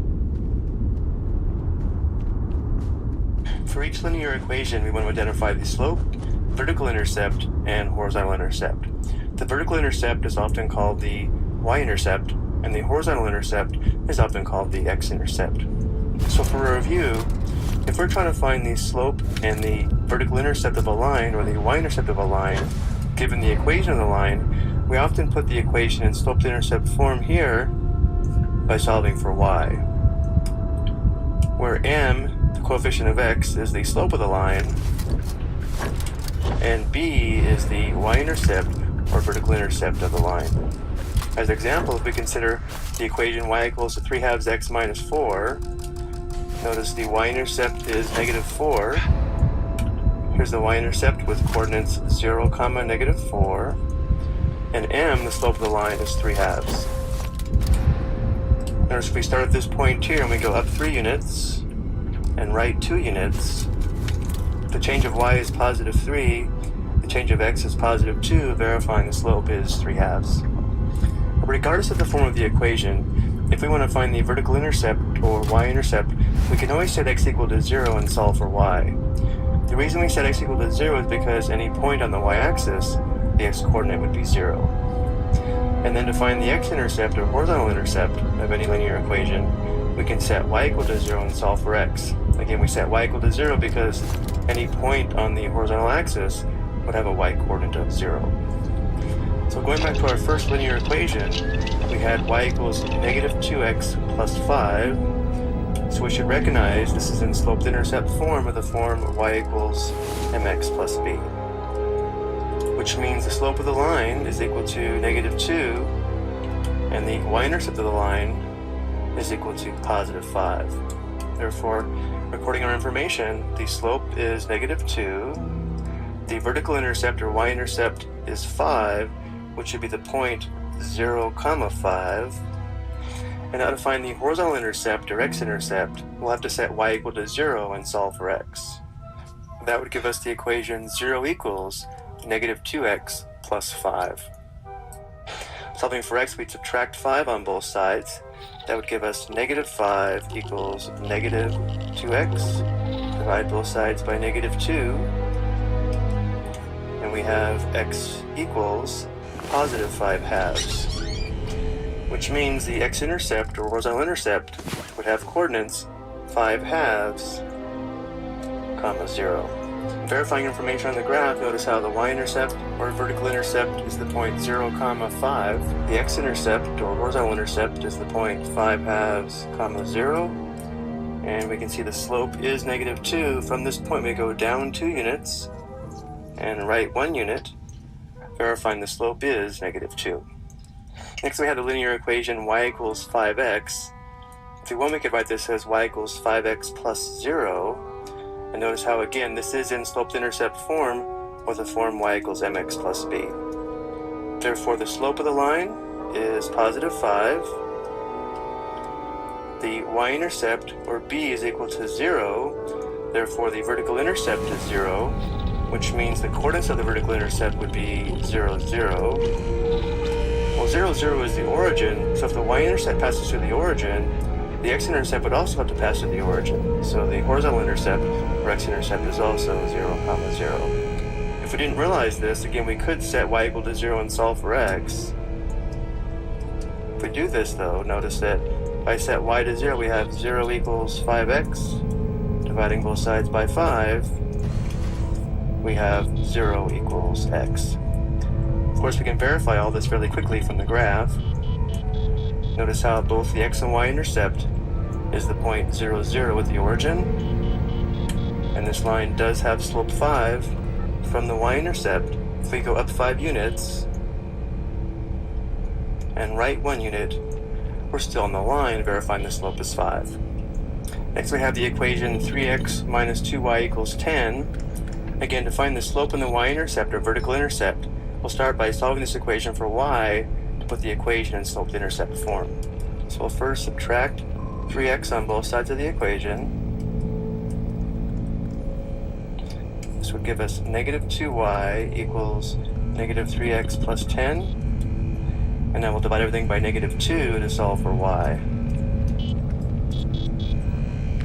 So we have the equation y equals +3 halves x minus 5. Again, now the equation is in slope-to-intercept form. So we know the slope is equal to 3 halves. The y-intercept is equal to -5, which would be the point 0, -5. And again, to find the horizontal intercept or x-intercept, we'll have to set y equal to 0 and solve for x. To do this, though, let's go ahead and use the original form of the equation given here. Notice if we set y equal to 0, we'd have -2 times 0. This would be 0, leaving us with the equation 3x equals 10. Again, if y is 0, -2 times 0 would be 0, so this term simplifies out. So to solve for x, we divide both sides by 3, and we have x equals 10/3, which would be the horizontal intercept. So the horizontal intercept has coordinates 10/3, 0. Next we have y equals -3. Whenever we have y equals a constant, we should recognize this is going to be a horizontal line, as we see graphed here. Of course, if we weren't sure, we could always make a table of values. This equation tells us that y has to be -3, so we can select any value for x, let's say 0 and 2. Regardless of x, y has to be -3. If we plot these 2 points, we would see this would be our line. And the slope of any horizontal line is equal to 0. Remember, the slope is the change of y divided by the change of x. But notice how regardless of the change of x on this line, the change of y, the vertical change, would always be 0. So the slope would always be 0 over some change of x, giving us a slope of 0. Next, for the vertical intercept, or the y-intercept, we can see it's going to be -3, which would be the point 0, -3. But for the horizontal or x-intercept, because the line does not cross the x-axis, there is no horizontal intercept. So for our homework, we type in DNE for does not exist. In our previous examples, to find the x-intercept, we set y equal to 0 and solve for x. Notice if we did that, we'd have the equation 0 equals -3, which is never true, verifying there is no x-intercept or horizontal intercept. And now for our last example, we have the linear equation x equals 4. Whenever we have a linear equation in this form, or the form x equals a constant, we have a vertical line. Again, if we weren't sure about this, we could make a table of values. Notice here the equation says x must be 4, so x is going to be 4, let's say 2 times. Because there's no y in the equation, y can be anything. If I select y equals 0 and y equals 2, both of these points still have an x-coordinate of 4, which would give us this vertical line. Vertical lines have no slope or an undefined slope. So for our homework system, we're going to type in DNE for the slope. Again, the reason the slope is undefined, because slope is equal to the change of y divided by the change of x. But in this case, notice how the change of x would be 0 all along this line, therefore we have division by 0 for any change of y. And division by 0 is undefined, therefore the slope is undefined. Next, for the vertical intercept or y-intercept, notice how there is not one, so we'll say DNE. Algebraically, to find the vertical intercept, we set x equal to 0 and solve for y. Notice if we try that, we have the equation 0 equals 4, which is never true, verifying there is no y-intercept. Next, the horizontal intercept or x-intercept, we can see is going to be +4, which would be the point 4, 0. Algebraically, to find the x-intercept or horizontal intercept, we set y equal to 0 and solve for x. Well, notice there is no y in our equation, and therefore we have the equation x equals 4, which does tell us the horizontal intercept is the point 4, 0. I hope you found all this helpful.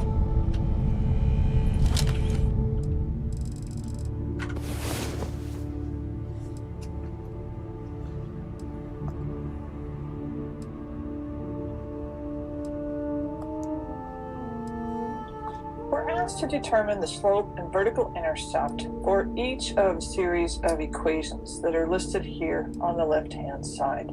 To do that, we're going to take a first step to write each equation in f of x equals mx plus b form. This is just a more formal version. It's the function notation version of y equals mx plus b. So let's see how that's going to work for each of the given equations. So the first one, y equals -2x plus 5, is already in almost the form that we need, 2x plus 5. So we're just taking the step of formally replacing y with the notation for function, which is f of x. The slope is the number that's in the m place, so that's going to be m equals -2. And because the slope is negative, we say that our function is decreasing. That's the behavior of our function. Our vertical intercept is in the B slot, and we're going to write that as an ordered pair. Looking at the next one, y equals 2 minus x, let's take a step first and write that as -1x plus 2. So notice what I did. I moved the negative x to the first position, but I inserted a 1 so that we have a value in the m place. and I switched places and moved the 2 into the second slot. And the reason we want to do that will reveal itself in just a moment.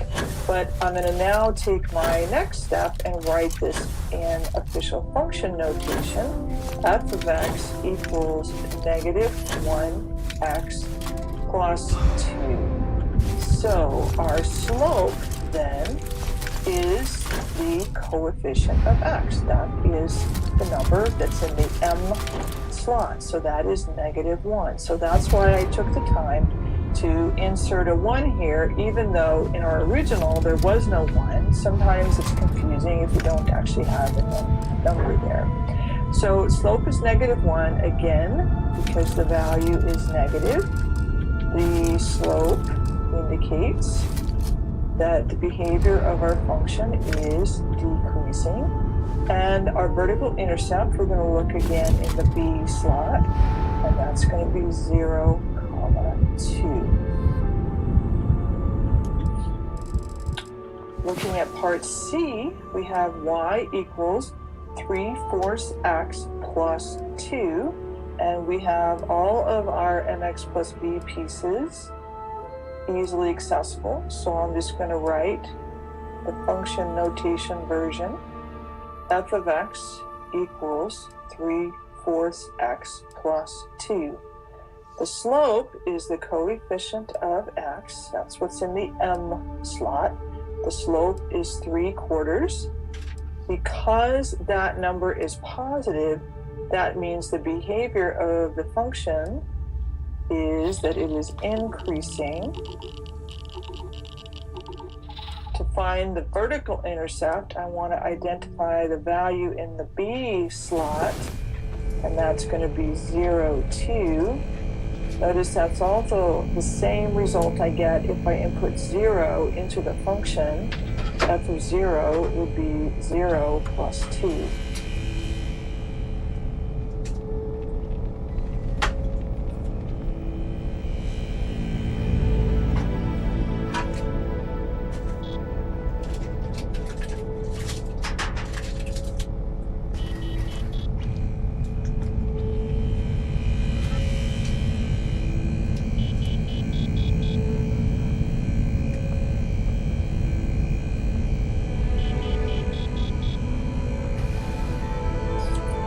Continuing on with this problem, we're going to work with our last 3 equations. And my part D here, y equals 4x, I'm missing part of my mx plus b form. So what I need to do is to fill in the placeholder. And when there's nothing there, if it's the actual term that's missing, I can replace it with a 0. So now I can write that in function notation. F of x equals 4x plus 0. So we're inserting the placeholders, the 0 here, the negative 1 that we did in part B, so that we can clearly identify the components in mx plus b form. So now we can identify our slope, that's the coefficient of x, that's going to be 4. A positive slope indicates the behavior of our function, and that is increasing. To identify the vertical intercept, that is the b value. So 0 is the b value, that's the b value there. Goes along with an input value of 0 as we had in all of our other examples above. Looking at part E, another kind of special example here, special case, I don't have an x. So I'm going to replace the x term with 0x minus 6. That's going to help me identify the pieces in mx plus b form. Then I'm going to write my formal function notation. So 0x minus 6. To identify my slope, I need the coefficient of x, which in this case is 0. That's okay. We don't have to have a number other than 0. We can have 0 for slope. Because our slope is 0, though, we have neither increasing nor decreasing. We have what's called a constant function. This graph would be a horizontal line. To To identify the vertical intercept, we want the b value, and remember to take that negative along for the ride, because the b value is -6. If my input is 0 into this function, my output is -6, and that corresponds to the vertical intercept. For the last one, y equals x, I'm going to need to put in a couple of placeholders here. 1 times x, there's my mx, plus I have no b value listed, so that means it's 0. So I have f of x equals 1x plus 0. That's my formal function notation. My slope is the coefficient of x, which is 1 in this case. Because my slope is positive, I have the behavior that my function will be increasing. And then to find the vertical intercept, I'm going to identify the b value, which is 0. So once again, it's the second coordinate that is the b value, but my vertical intercept is 0, 0, just like we saw up here in part D. So when you're doing these problems and it looks like there's pieces missing, go back to your mx plus b form and make sure that you fill in placeholders for all of the different pieces.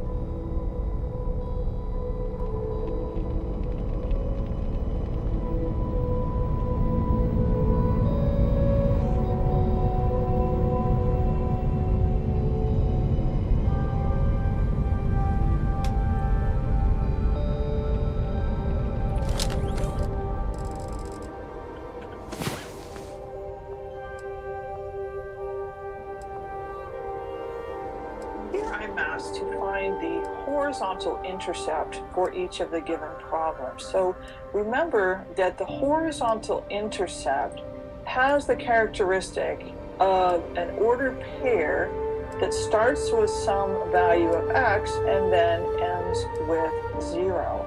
Because we're on the horizontal axis, there's no vertical movement, so all the ordered pairs on the horizontal axis will have this form. So the first part is the input that we need to find, and the second part is 0.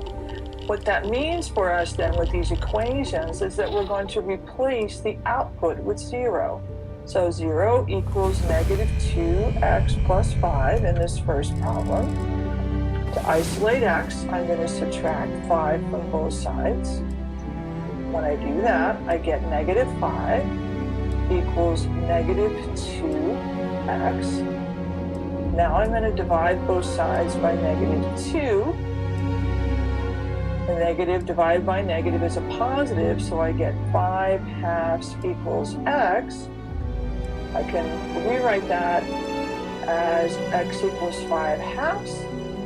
To get a decimal, 5 divided by 2 will give me 2.5. to write my result as an ordered pair, the input goes first and the output is 0. For part B, I have a function, f of x equals 2 minus x, but remember, I can replace f of x with y. So f of x in its entirety stands for output. So I'm replacing the entire output, which would be y, or f of x, with 0. And then I'm solving for x. The easiest way to isolate x in this problem is to add x to both sides. That might seem a little bit backwards, but let's see what happens. When I add x to both sides, the right-hand side becomes 0, and I'm left with x equals 2, which is my final result. To write that as an ordered pair, the input comes first, the output is 0 for the horizontal intercept. Looking at part C, I'm going to replace g of x with 0 equals 3/4 x plus 2. And I'm going to subtract 2 from both sides.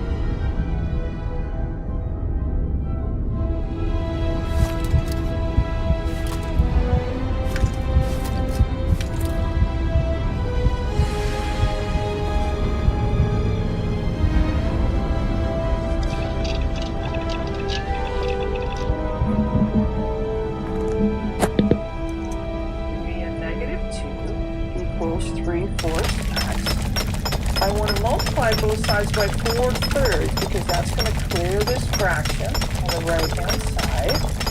So -2 times 4/3. And I'm going to go ahead and write the 4/3 times the 3/4 x on the right.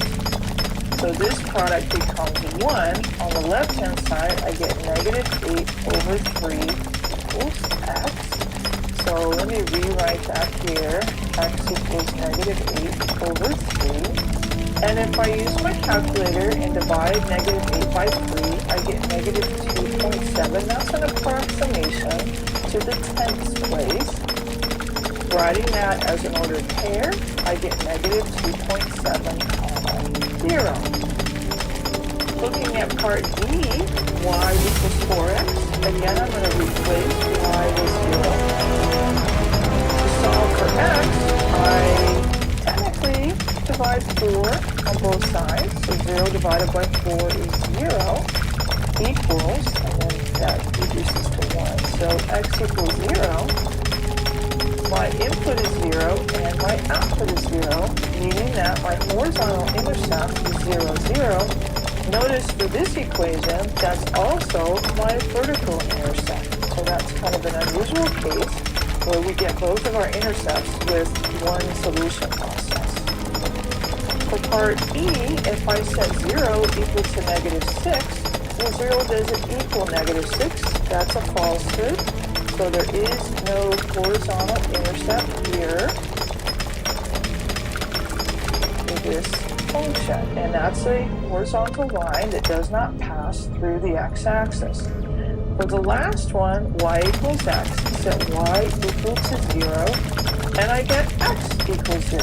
So similar to what we had up here, the horizontal intercept is 0, 0, and in this case, that is also the vertical intercept.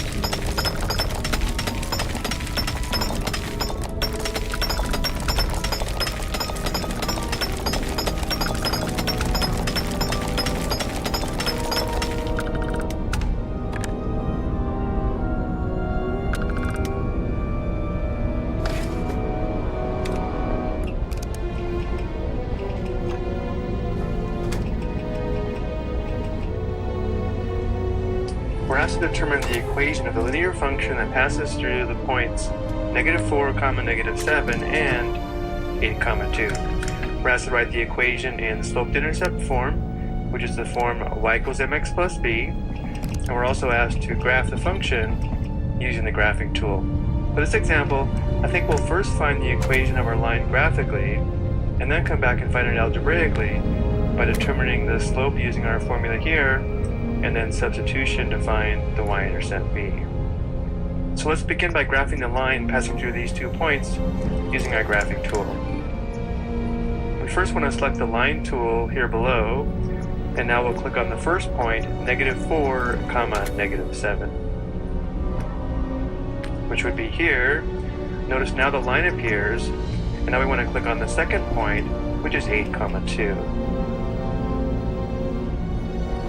Which would be here.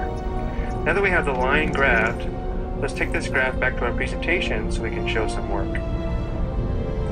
We know in order to find the equation in slope-intercept form, we need to find the slope of the line, which is m, as well as the y-intercept, which is b.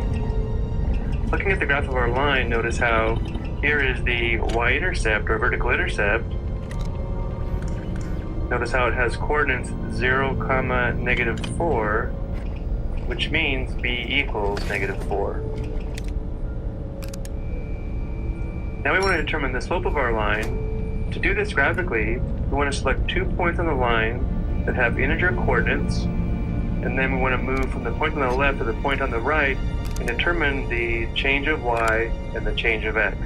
The quotient will give us our slope. So let's go ahead and use this point here, the y-intercept, and this point here, which we were given.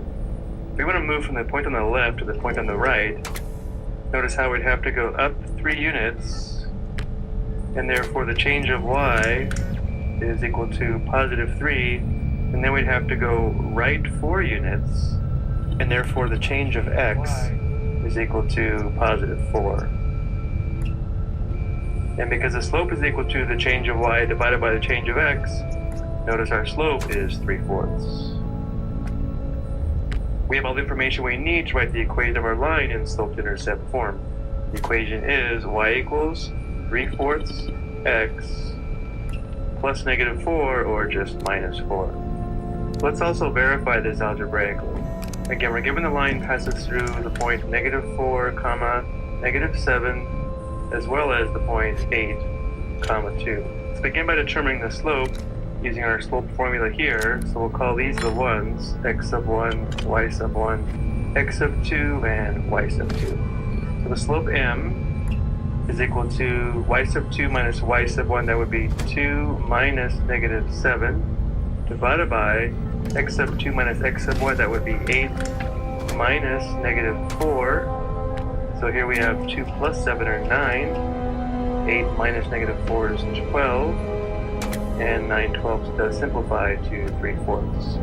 So of course we found the same slope algebraically, and now to find b, or the y-intercept, algebraically, we'll substitute the value of m into our equation, and then perform substitution using one of our points. So since the slope is equal to 3/4, we know our equation must be y equals 3/4 x plus b, let's go ahead and use the second point. So we'll substitute 2 for y and 8 for x. And the reason we can do this is that if this point is on the line, it must satisfy the equation. So y is 2 equals 3/4 times x, which is 8, which is 8/1, since our slope is a fraction, plus b. So we have 2 equals, which we can simplify here, there's 1 4 and 4, and 2 4s and 8. So we have 2 times 3 or 6, plus b. Subtracting 6 on both sides, notice how we get a y-intercept of -4. Again, the same thing we found graphically. Whichever our method is, the equation of the line passing through the given 2 points is y equals 3/4 x minus 4. I hope you found this helpful.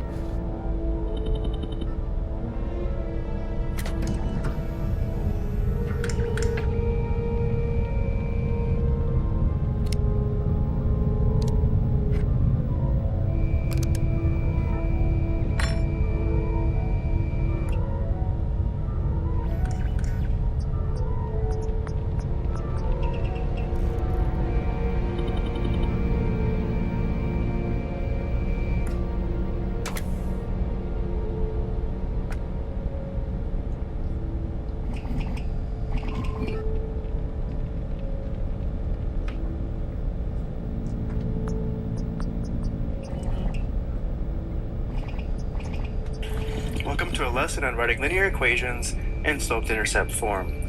We're asked to give the equation of the line in sloped-intercept form from the given information. The linear equation is in sloped-intercept form if it's in the form y equals mx plus b, where m, the coefficient of x, is equal to the slope, and b, the constant term, is equal to the vertical intercept. As an ordered pair, the vertical intercept would be 0, b. So in order to determine the equation of a line in slope-intercept form, we need to find the slope and the vertical intercept. So looking at A, we're trying to find the equation of the line that has a vertical intercept of 0, 2 and slope -9.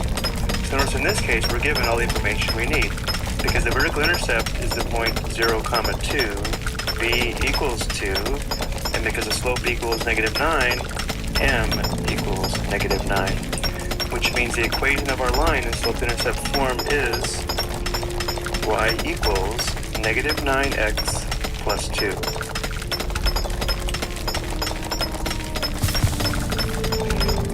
In B, we want to find the equation of the line passing through the point 2, 3, which notice is not the vertical intercept, with slope -5.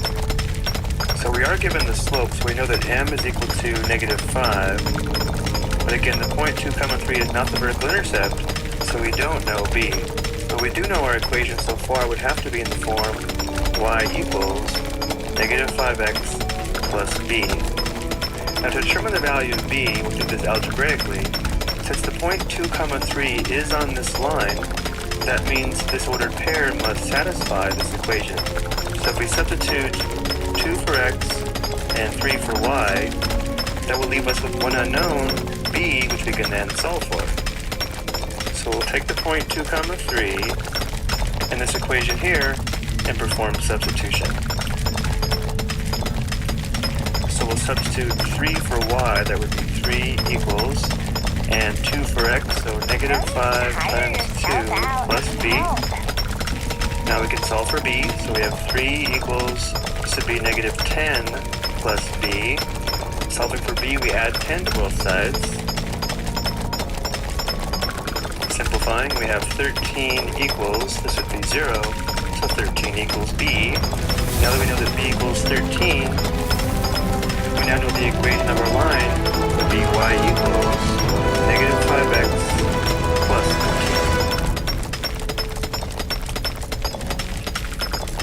Let's verify this one on the graphing calculator.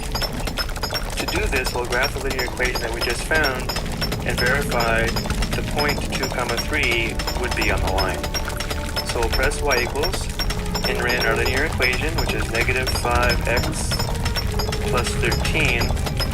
To make sure we have the correct window or the standard window, we can press zoom 6. And here's the graph of our line. And now there are several ways to verify the point 2, 3 is on this line. Let's press second trace. And notice how value is highlighted, so we'll press enter. And now we want to enter the x value of 2, our x coordinate.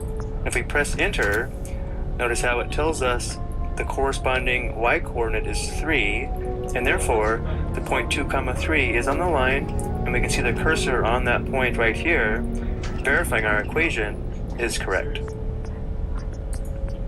Now for c, we want to find the equation of the line that contains these 2 points.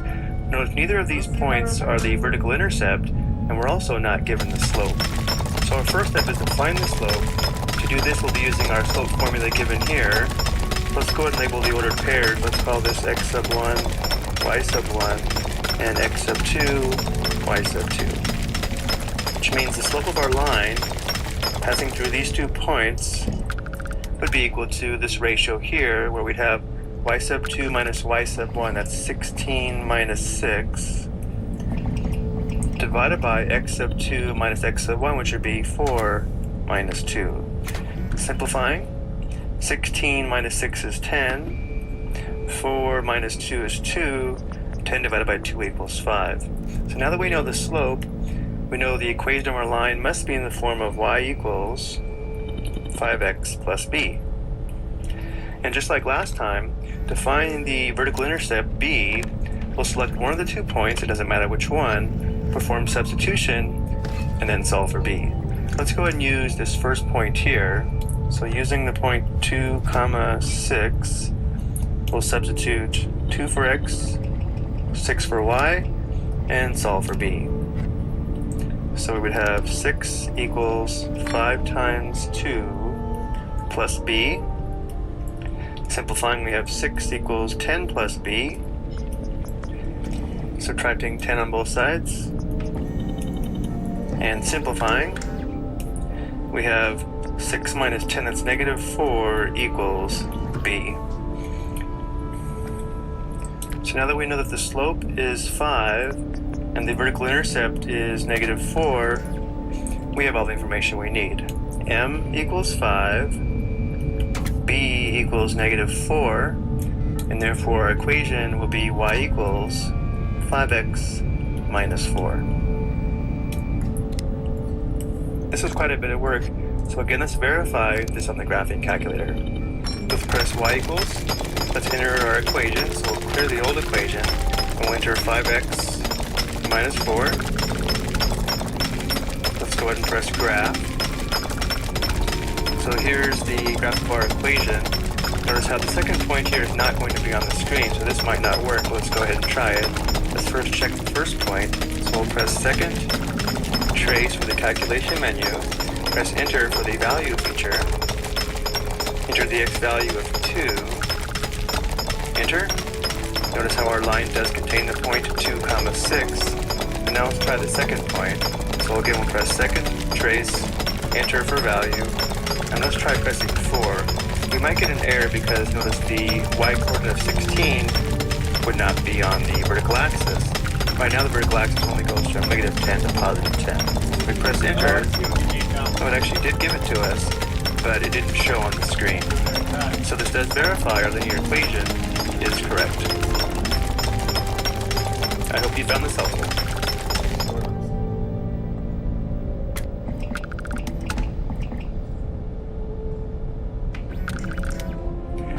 to the second part of the lesson on writing linear functions in slope-intercept form. In this part, we'll find our equations using tables and graphs. In this example, we're asked to give the equation of a linear function that would generate the following table of values. So we'll find the equation in slope-intercept form, where m is equal to the slope and b is equal to the vertical intercept. So we'll find the equation in the form y equals mx plus b first, and then because it asks for a function, we'll substitute f of x for y. So this table of values gives us several ordered pairs that would satisfy our linear equation. These also would be coordinates of points that would be on the line. So what we can do is select two ordered pairs. Let's use these two here. Find the slope of the line using our slope formula, then perform substitution to find b. So let's first find the slope. So we'll use the ordered pair negative 1, 110, and the ordered pair 1, 46. For our slope formula, let's call this x sub 1, y sub 1, and x sub 2, y sub 2. So the slope is equal to y sub 2 minus y sub 1, that's 46 minus 110, divided by x sub 2 minus x sub 1, that would be 1 minus negative 1. Simplifying, we have negative 64 divided by, this becomes 1 plus 1 or 2, which equals negative 32. So now we know the slope is equal to negative 32, which means the equation must be in the form of y equals negative 32x plus b, or again, b is the vertical intercept. And now we'll find the vertical intercept b by selecting one of the ordered pairs, which we know satisfies the equation, perform substitution, and then solve for b. So we can use any of the ordered pairs here in the table. Let's go ahead and use this ordered pair here. So using the ordered pair 1, 46, we'll substitute 1 for x and 46 for y. So we have 46 equals negative 32 times 1 plus b. So we have 46 equals negative 32 plus b. Notice how if we add 32 to both sides, we have b equals 78. And now we have all the information we need. We know the slope is equal to negative 32, and we know the vertical intercept is equal to 78. So again, we know m. So again, if m equals negative 32 and b equals 78, our linear equation would be y equals negative 32x plus 78, but it does ask for a function, so we'll write this as f of x equals negative 32x plus 78. This should be our linear function that generates the following table. Now we are asked to check this on the graphing calculator, so let's quickly do that. We'll press y equals, enter in our function, so we have y1 equals negative 32x plus 78. Now we'll use the table feature to check this, but let's first press second window and make sure that the independent variable is set to ask. So we want to have the ask highlighted. Now we'll press second graph for the table. Now I've already done this, but I've entered all of the x values, or the inputs, and notice how the function values or outputs do match our table. And I entered these one by one. I just entered negative 5, enter, negative 3, enter, and as I enter the x values, it generates the y value. And now for the next question, we're asked to give the equation of the linear function using the line graphed here. So we'll determine 2 points on this line and use those coordinates to determine the equation of our line in slope-intercept form. So notice how this point here is the vertical intercept with coordinates 0, 5. And now we can also determine the horizontal intercept here, though we do have to be careful. The horizontal axis is not scaled by 1, so notice how this is negative 2, so this would be negative 1, and therefore it's scaled by halves. So the coordinates to this point would be negative 2.5, 0. Let's go ahead and write these over here. We have negative 2.5, 0, and we have 0, 5. Well, because this point here is the vertical intercept, we know that b is equal to 5. Again, b is the vertical intercept. And now we can find the slope using our slope formula. let's call these the 1s, x sub 1, y sub 1, and these the 2s, x sub 2, y sub 2. So the slope is equal to y sub 2 minus y sub 1, that's 5 minus 0. X sub 2 minus x sub 1 would be 0 minus negative 2.5. Simplifying, we have 5 divided by 0 plus 2.5, or 2.5. 5 divided by 2.5 is 2. So now we have all the information we need to write our linear function. We know the slope is equal to 2 and b equals 5. So our equation is y equals 2x plus 5. But again, we're asked for a linear function, so we'll write f of x equals 2x plus 5.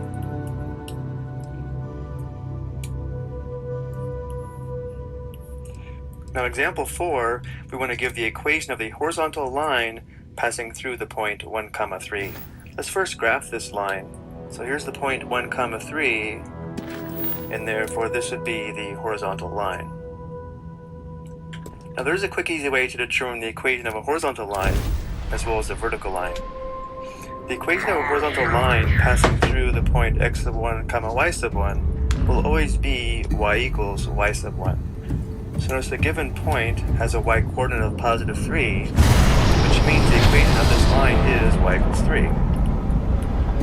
Let's try to understand why this is the equation of the line. And there are a couple of ways to explain this.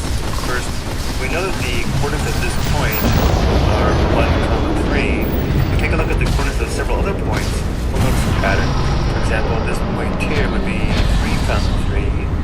This point would be 5, 3. Moving to the left, this would be negative 1, 3.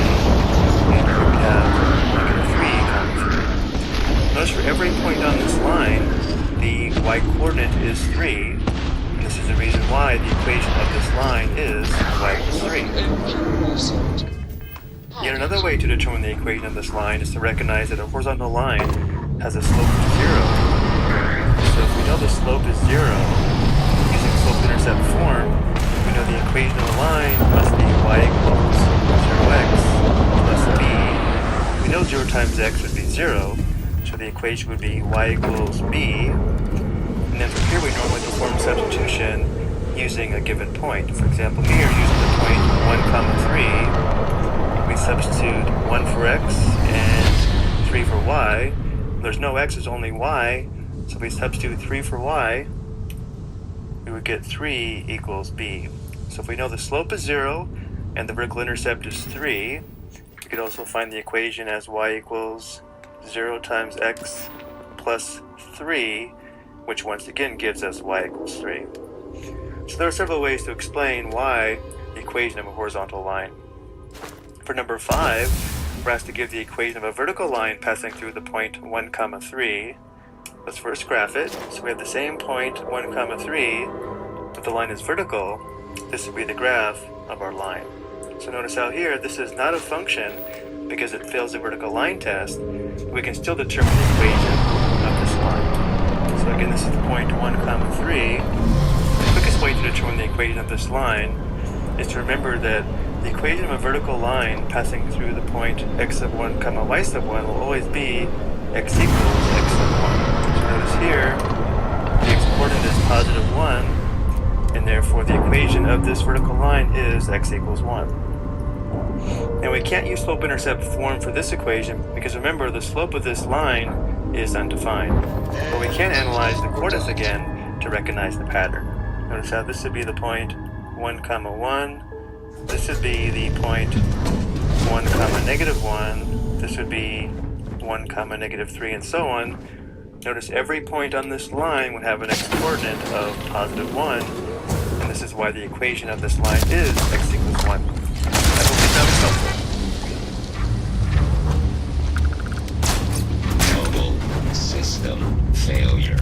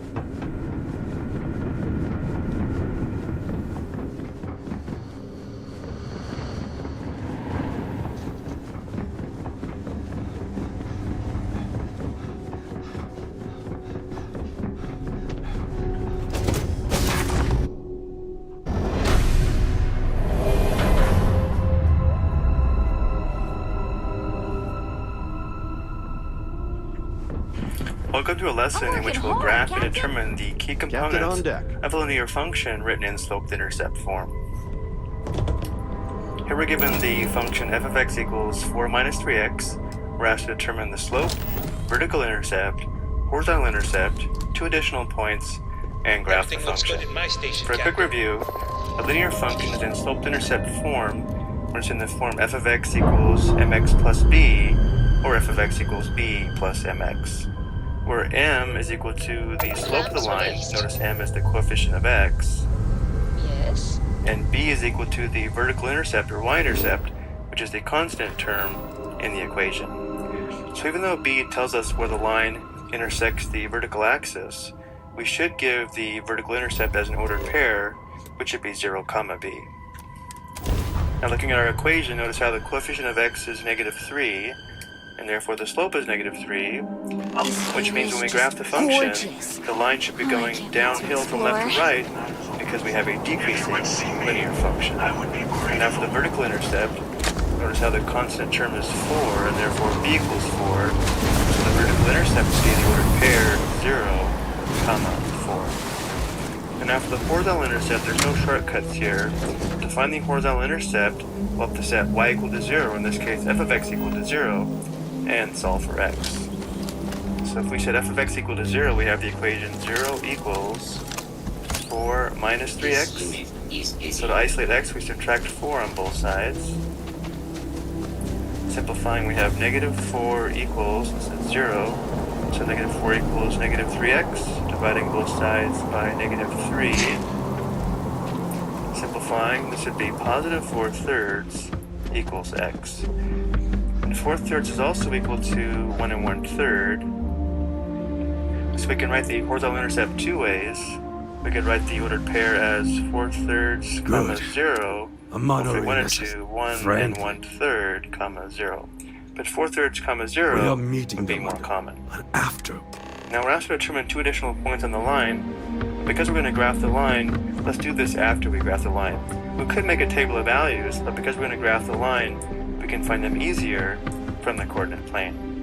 So to graph the line, we'll use the vertical intercept and the slope. So let's first plot the vertical intercept, which is 0, 4, which would be here. Genghis. And our slope is equal to -3. We cannot allow the But renegades to use the slope, we want this to be written as a fraction. Let's write the slope as -3 over 1. And because the top number is -3, this indicates from the known point we want to go down 3 units. And because the denominator is +1, we want to go right 1 unit. So from the known point, if we go down 3 and right 1, we can find another point on the line. This is our home. We'll go down 3. Then the I am done with all this negotiating. The So this fates point will here is not be also kind to you. on our line. Notice how this point would have the ordered pair 1, 1. This point here was 0, 4. Let's do that again. We'll go down 3 and right 1. Take out the leaders and the... This point is also on our line. And let's do it again. Down 3, right 1. And why not again? Down 3, right 1. Let's go ahead and find the ordered pair for each of these points. So this would be 2, -2. This would be 3, -5. And this would be 4, -8. And we have plenty of points to graph our line. But I also want to point out that we could interpret the slope a slightly different way. We could have written the slope as, instead of -3 over +1, we could have written the slope as +3 over -1. If we did this, notice how this would change how we would find the additional points. The +3 on top would tell us to go up 3, and the -1 on the bottom would tell us to go left 1. So from this point here, notice how if we were to go up 3 and left 1, we can find more points on the line. This point here would have coordinates -1, 7. Now let's go ahead and graph our line.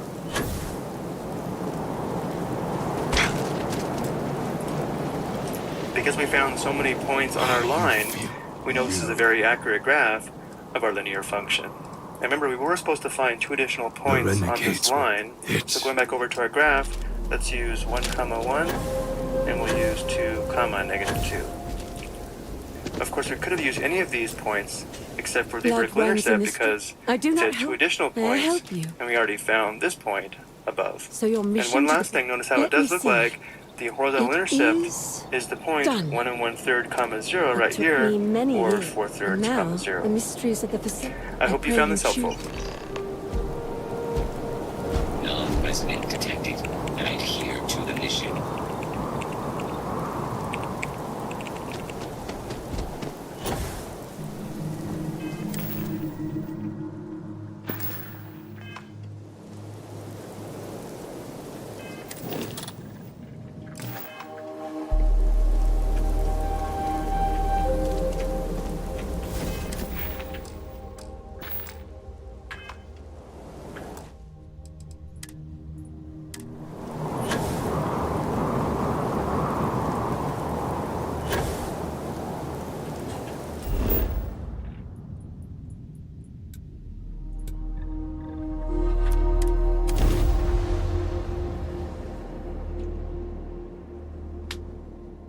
This looks like something out of a magazine.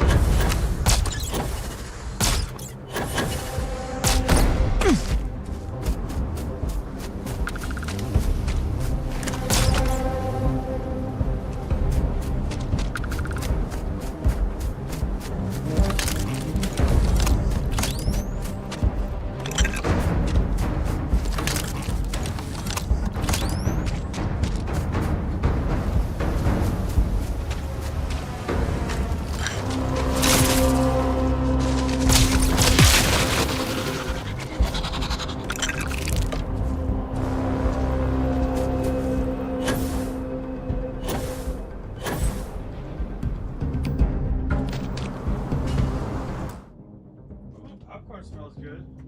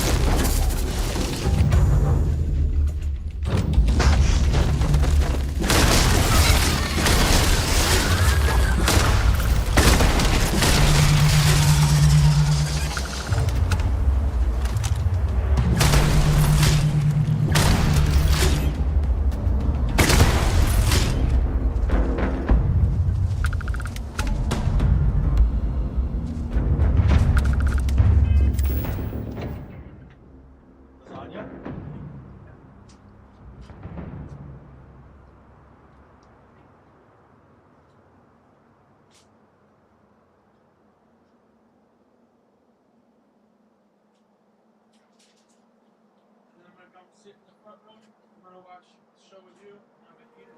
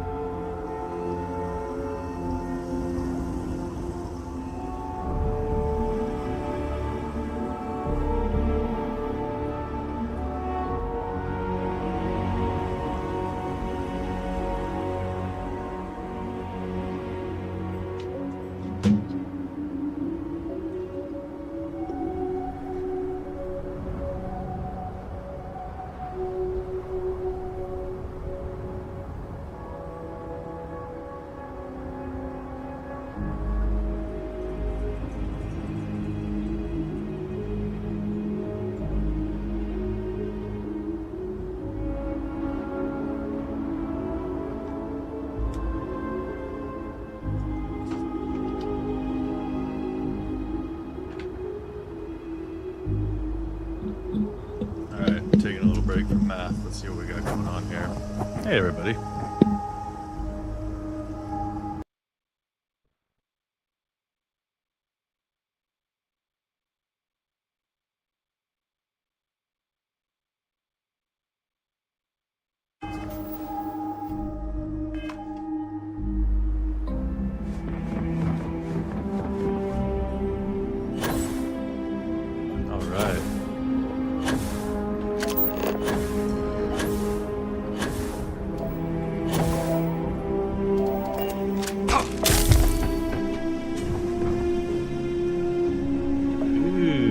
Bad happened here.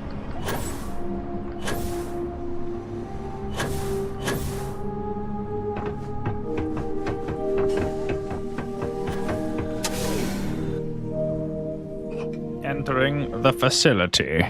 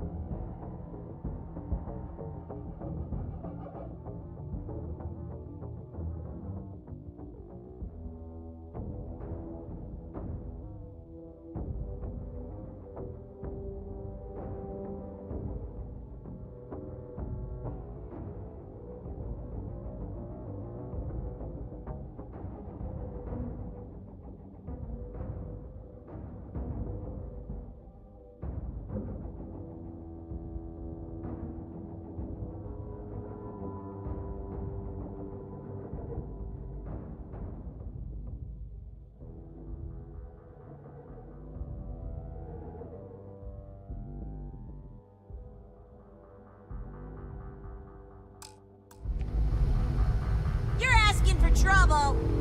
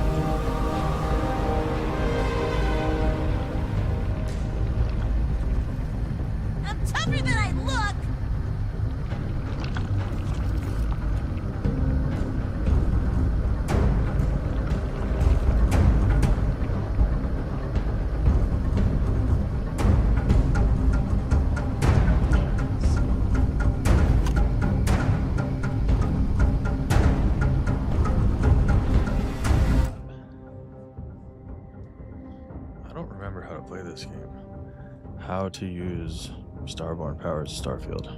PC. Z.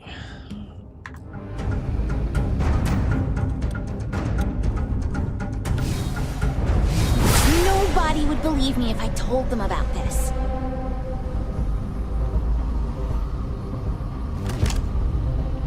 Really don't want to do this! How to do melee attacks in Starfield. Unequip all weapons from active slot. Save.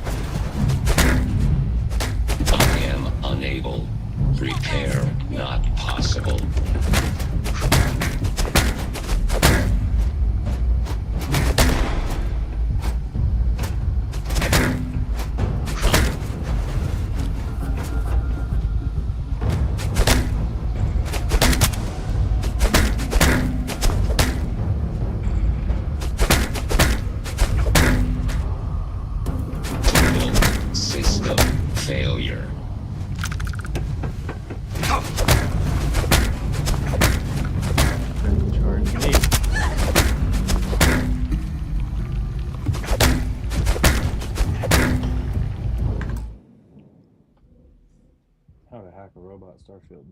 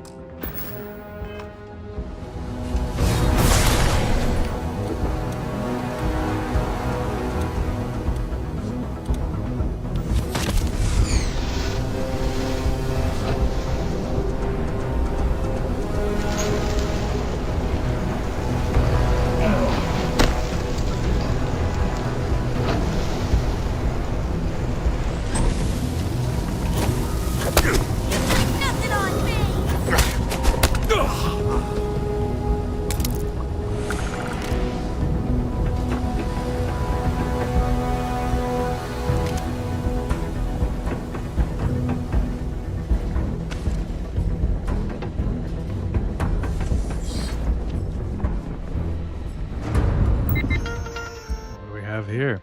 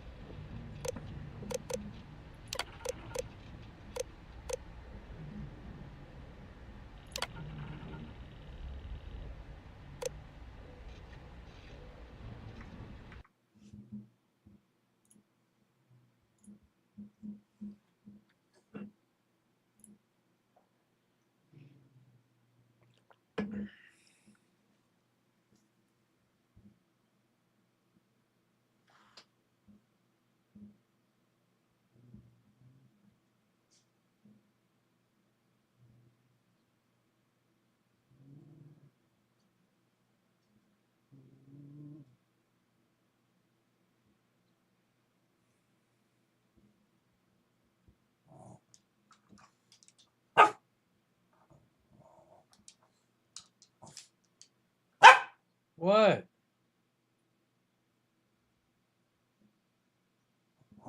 Oh, what? What? What do you want? I'm not doing anything that you're barking at. What's happening? What? You gotta figure out what I'm doing.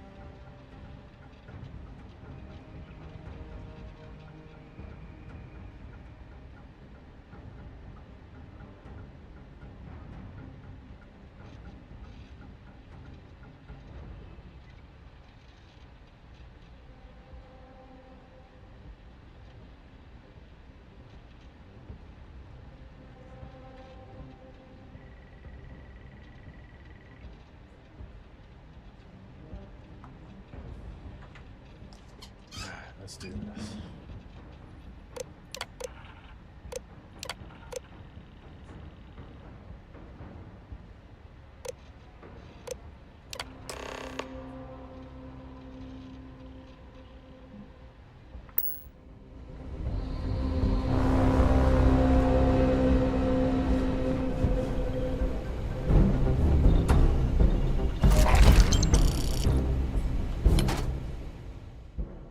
Ooh, what do we have here? X-Tech.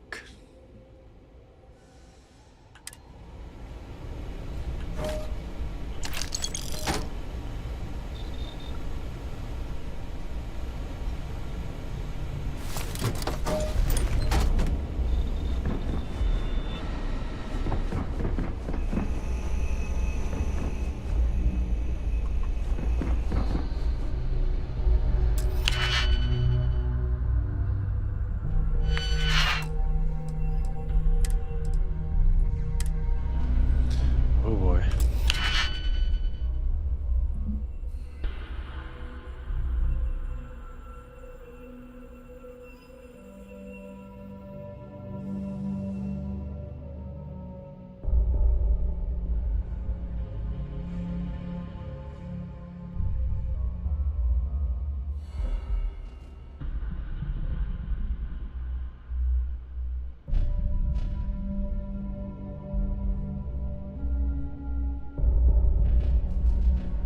I've never been good at these.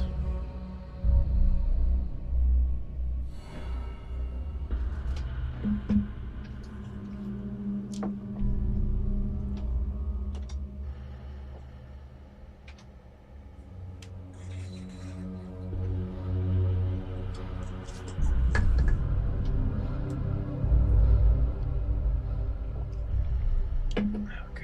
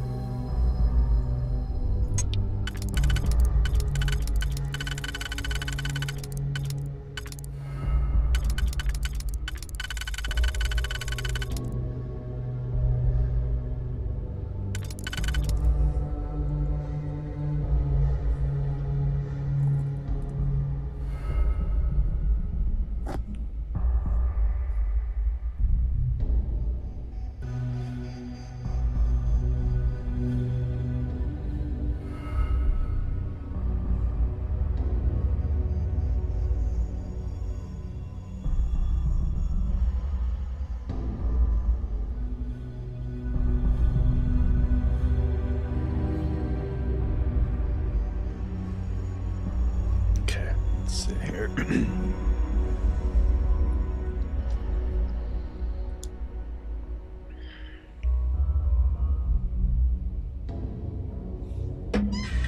We want to solve the system of linear equations by graphing. To solve a system of equations, we want to find the x and y value that satisfy both of the equations, not just one of them. And to do this using the graphing method, we'll graph both lines on the same coordinate plane, and then analyze the graph to determine the solution. Let's review what could happen when we graph two lines on the same coordinate plane. Well, the first possibility is the two lines intersect, as we see here, and since there's one point of intersection, we have one solution, and the solution would be the coordinates of the point of intersection. This type of system is consistent and the equations are independent. If we graph the two lines and they're parallel, there's no points of intersection, therefore there's no solution. And the system is inconsistent and the equations are independent.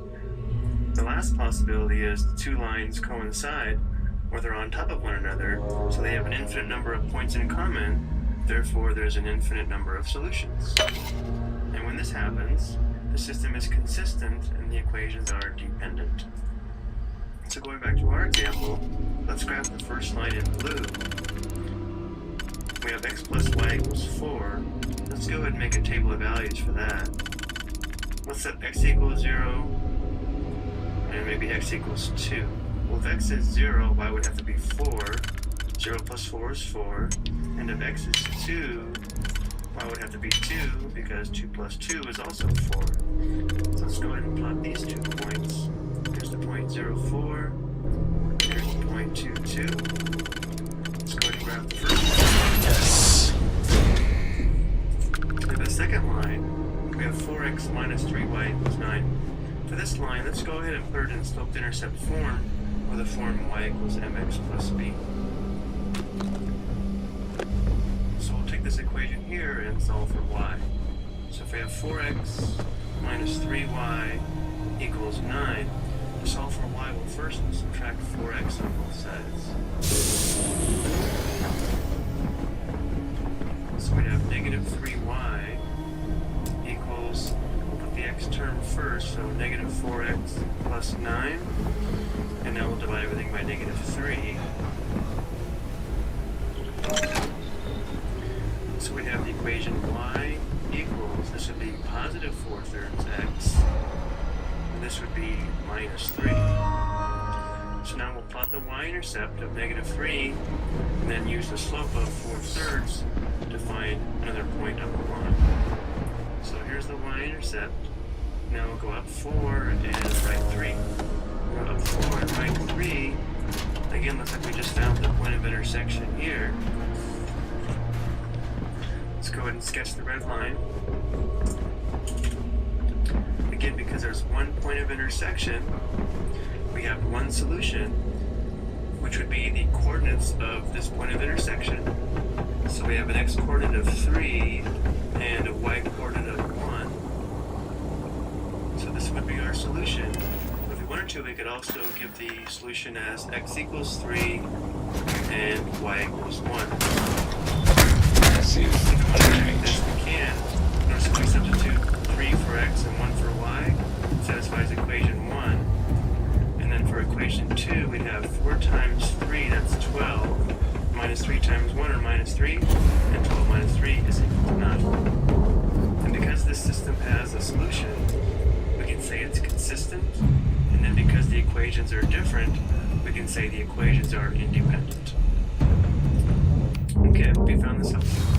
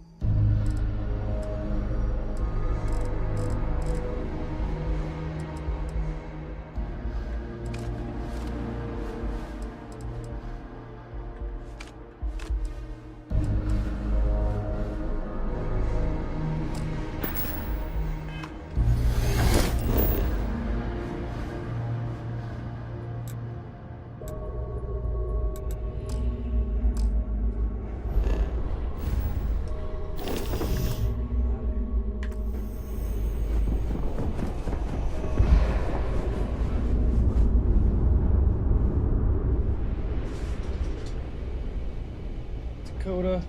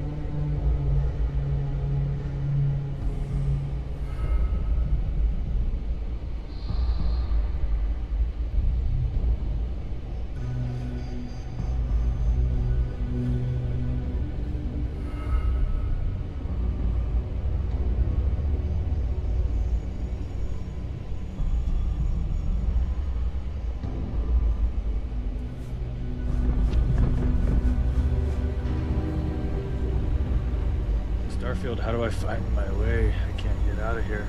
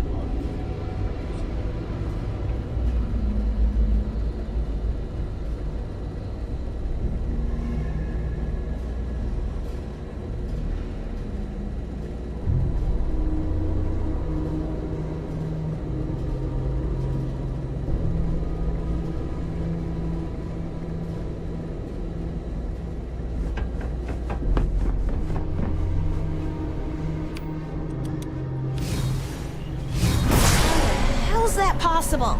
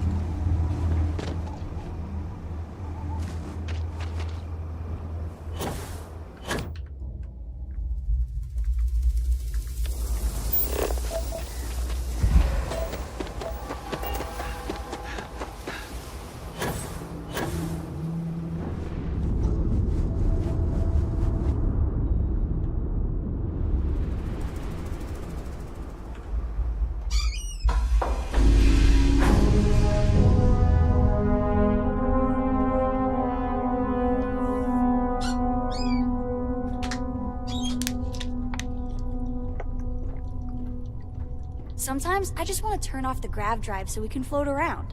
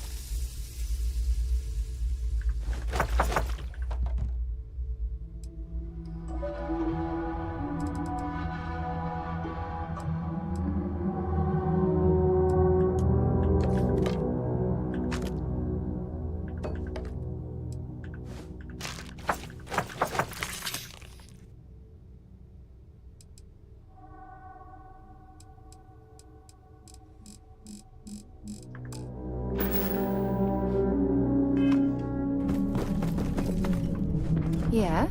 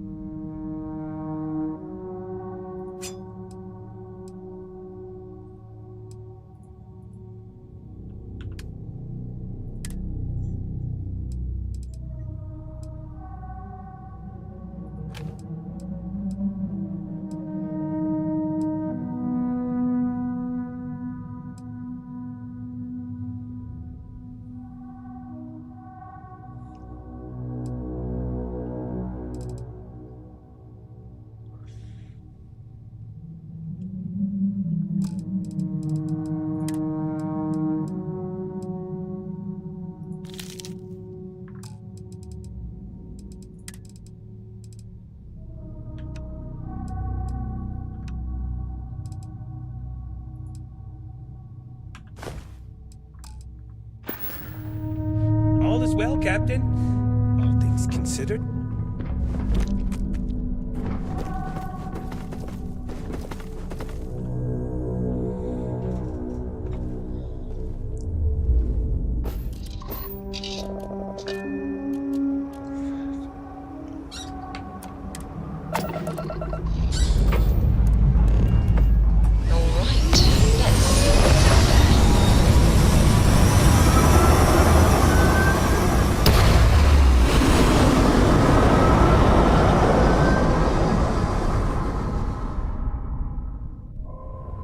Looks peaceful from up here, doesn't it?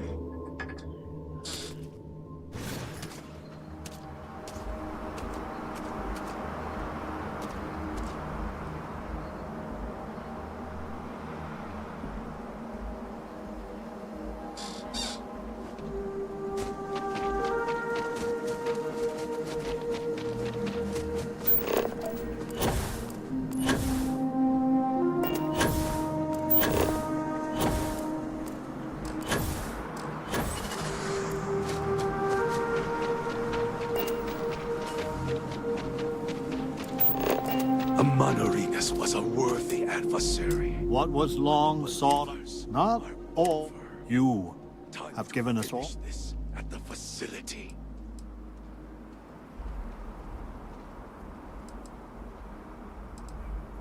You will be welcome.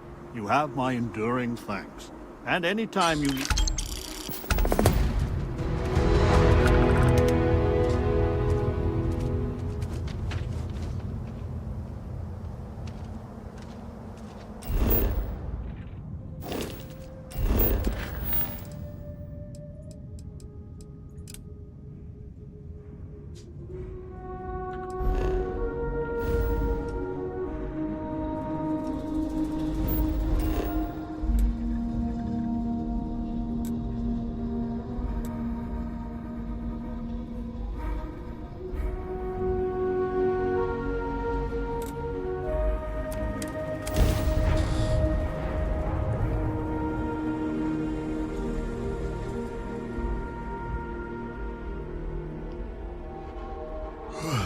Growing up in New Atlantis must be great.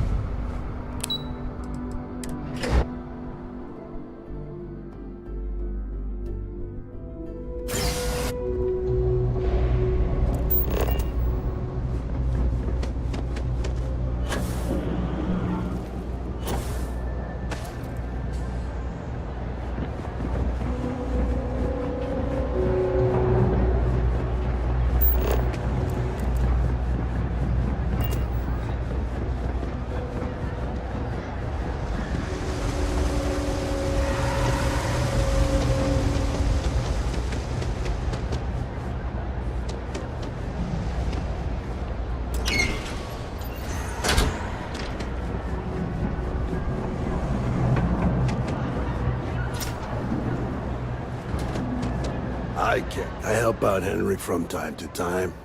Ah, excellent.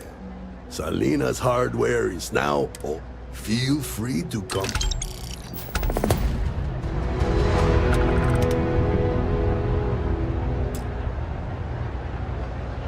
Don't mind me. Just... Okay, then.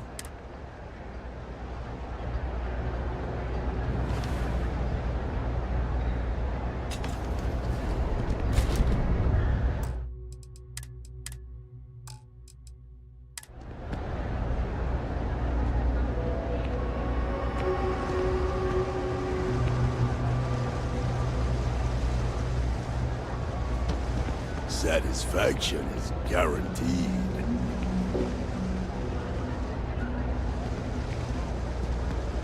Welcome to Salina's. Let's keep it.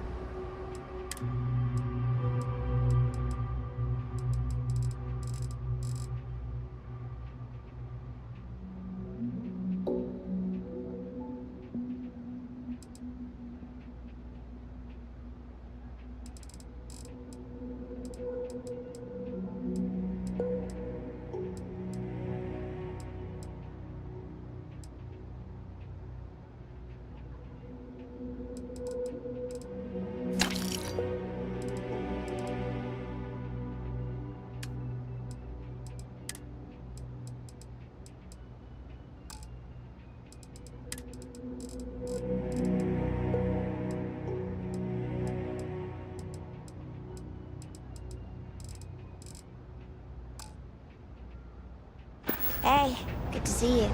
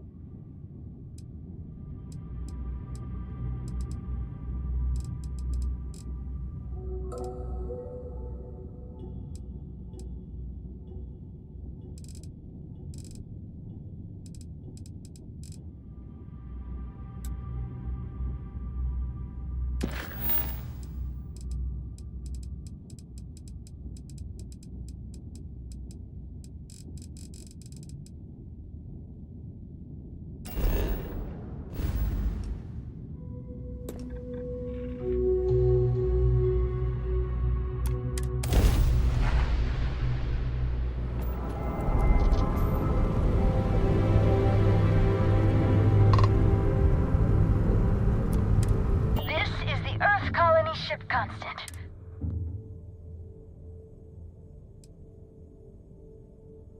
That they are. And I'm still learning this new comm system, but at least scans say that's your ship ID. Cool.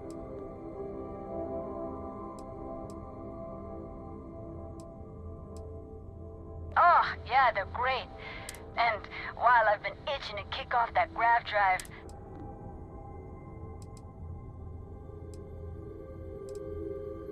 between you and me, a little.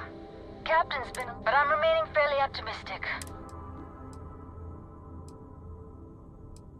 Oh, guess that's our cue to get ourselves...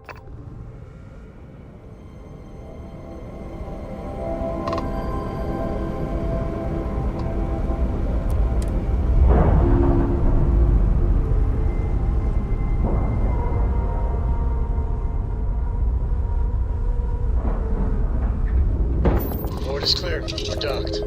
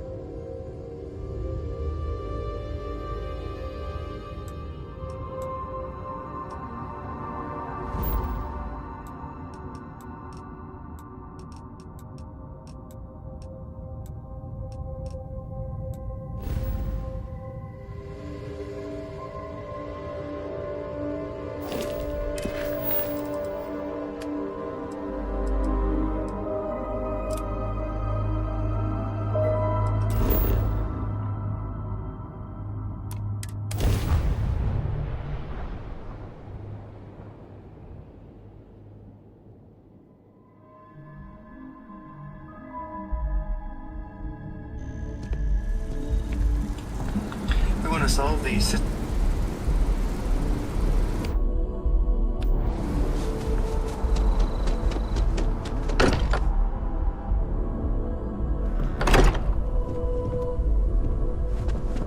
Hello, Starborn. I will assist in any way I can. Feel like I should be seeing a stranger? Did about a year's worth of astronomy in a matter of moments. Everything you said was like a candle turning into a damn beacon. My counterpart in your universe did quite well for himself.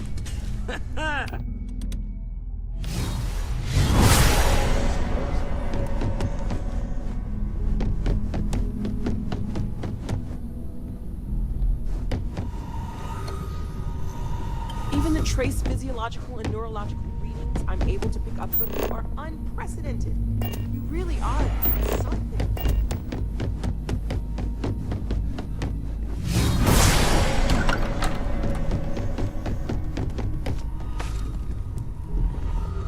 Vasco filled me in on what you said about the artifacts, and the whole distortion of space and time thing.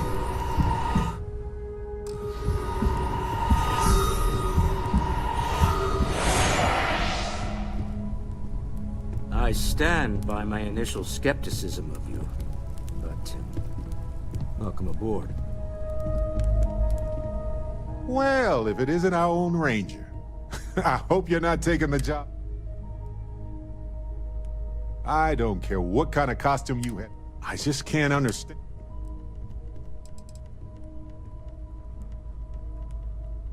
What? It's all yours. I guess.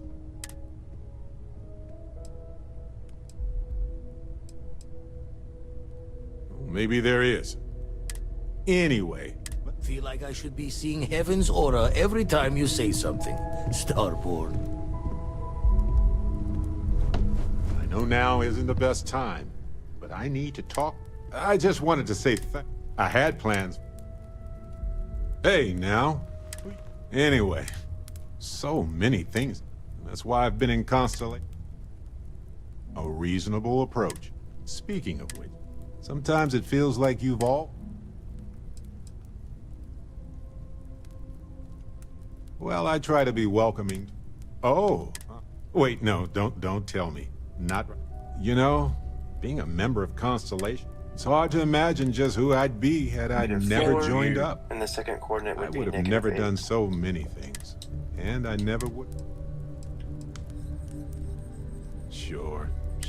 Urban's been gone for over 20. Now, because this is the solution of the system, it should satisfy both of these equations. And let's go ahead and check that. Oh, I've been giving myself... Maybe it's time for we'll me... substitute negative 4 maybe for I'll x take you up on and that. negative 8 for y On that note... into equation 1 and equation 2. So using equation 1... 1 minute we're looking for an artifact. Negative the next... 4 Do you have time to... 2 times negative 8 Thanks. equals negative 20. So... Let's make sure this is true. And I've got a favorite. We'd have negative 4 plus I think it's time I joined you in the 16. physics bending power. And negative 4 plus negative 16 is negative 20, so Marvelous. This checks. As it so happens, we also need to verify I've this already ordered pair talked to would satisfy Vladimir. equation 2. He sent me the coordinates where for the y is temple equal already. to 2x. So we have negative 8 equals 2 times negative 4, which also checks. Found the temples.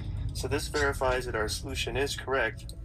And just to make the connection to how we solve the system of equations graphically, remember if we were to graph these two lines on the same coordinate plane, this should be our point of intersection. Let's go and take a look at that. Here's the graph of equation 1. Here's the graph of equation 2. And notice that our point of intersection here does have the coordinates of negative 4, negative 8, which again is the solution to our system of equations. We'll take a look at another example in the next video.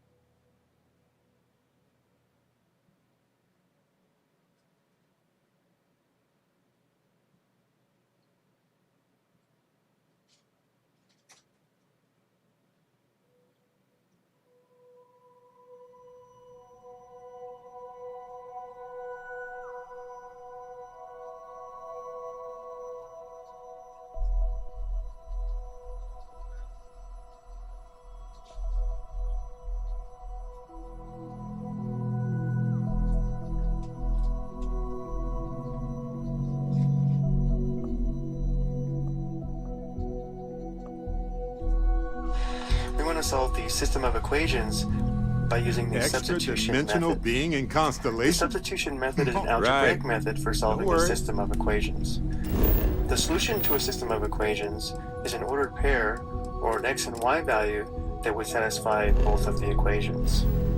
And one more thing we should keep in mind is that when solving a system of equations, it's possible to have one unique solution consisting of an x and y value, but it's also possible to have no solutions or even an infinite number of solutions.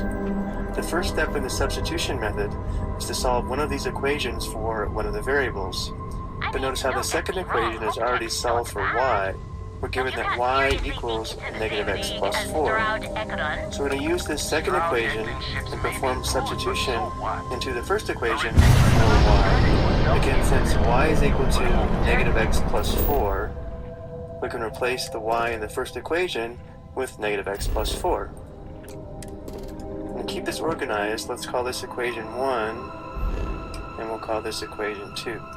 So using equation 2, we'll substitute into equation 1, so we'll have x minus, instead of 3 times y, we'll now have 3 times negative x plus 4 equals negative 24. Notice how by doing this, we have one equation with one variable, and now we can solve for x. So the first step here is to clear the parentheses by distributing. So we'll have x. You can think of this as distributing in negative 3s. So negative 3 times negative x is positive 3x. So we have plus 3x. And then since negative 3 times positive 4 is negative 12, we'll write minus 12. X plus 3x is the same as 1x plus 3x. So here we'd have 4x minus 12 equals negative 24. Next step here, we'll add 12 to both sides. Landing initiated. Watch your flaring. And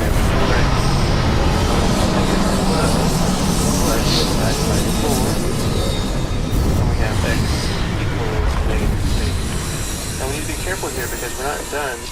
Remember, the solution consists of an ordered pair or an x and y value. But now that we know that x must be equal to negative 3, we can perform substitution into equation 2 to determine the value of y. Using equation 2, we know that y must equal negative x, but x is negative 3. So we'll have negative 3 plus 4. Well, the opposite of negative 3 or negative 3 is positive 3. So we have y equals 7. So our solution would be the ordered pair, negative 3, comma, 7. Or if we wanted to, we could list this as x equals negative 3 and y equals positive 7. So we have one unique solution, and therefore we can say that this system is consistent and the equations are independent. But the whole idea here is that x equals negative 3 and y equals positive 7 will satisfy both of those equations. So let's go ahead and just check that.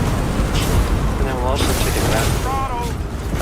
Using equation 1, x equals negative 3 and y equals 7, we would have negative 3 minus 3 times 7 equals negative 24. So negative 3 minus 21 equals negative 24, which is true. So this shows it satisfies the first equation. And then we'll check equation 2 as well. We have y equals negative x plus 4, where y is 7 and x is negative 3. And this would be 7 equals 3 plus 4, and 7 equals 7. So that checks as well. So this does verify that our solution is correct. This is it. Remember, when we solve these equations graphically, we graph both lines on the same coordinate plane, and this was the point of our intersection. Let's go ahead and check this graphically as well. The blue line is the graph of equation 1, and the red line is the graph of equation 2. Notice that their point of intersection here has an x-coordinate of negative 3 and a y-coordinate of positive 7, which again verifies our solution. Okay, I hope you found this helpful.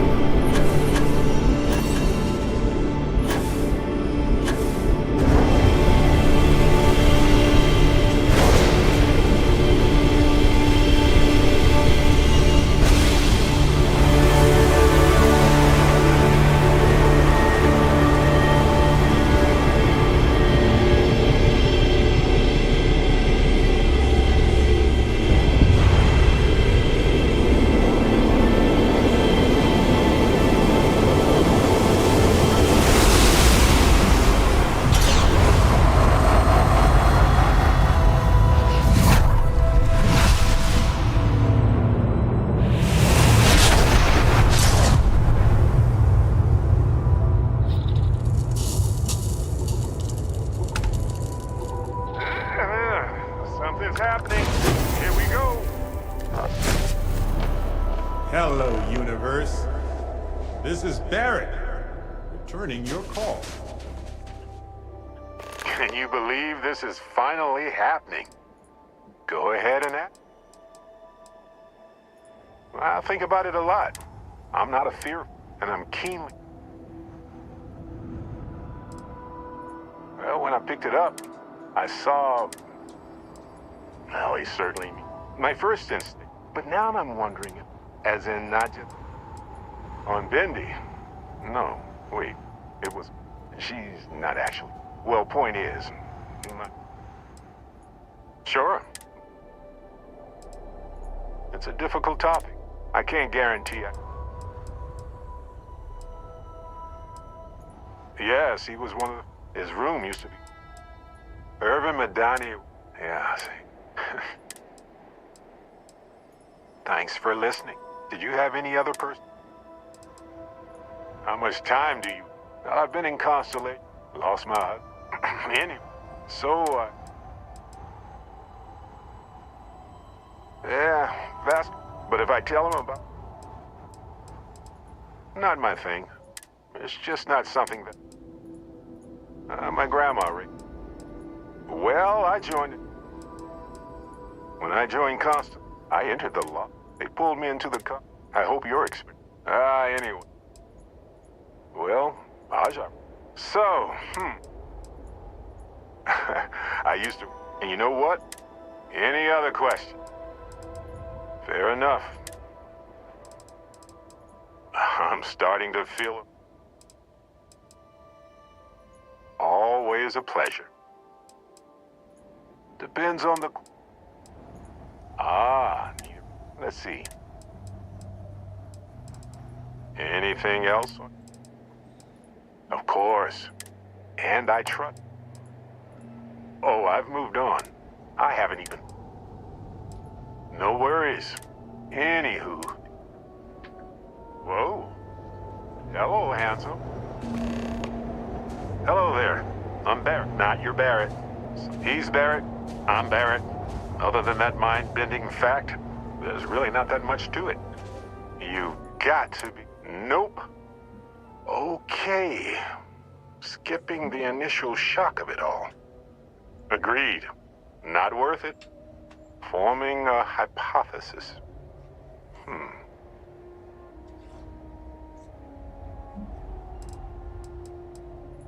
Molecular binaries. Don't forget the fluctuations in the energy. Harmonized vibrations. Impossible to know with such a...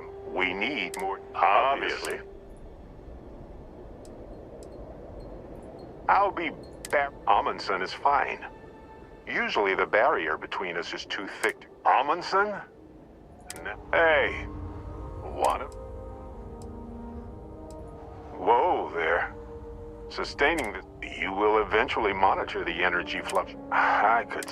Irvin told me to just enjoy it and collect data on the side for later. Irvin? By the tone of your voice, Is he... Yes, he is. Our daughter pilots the ship after Vass. It's been so long. The horror. Unimaginable. I promise. Amazing.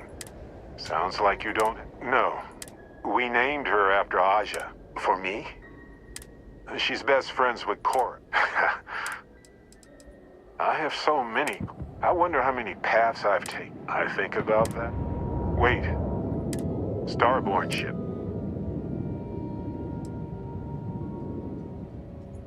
What happens for any of us? I don't think it works that way, though. Good to know. We can handle it. On it.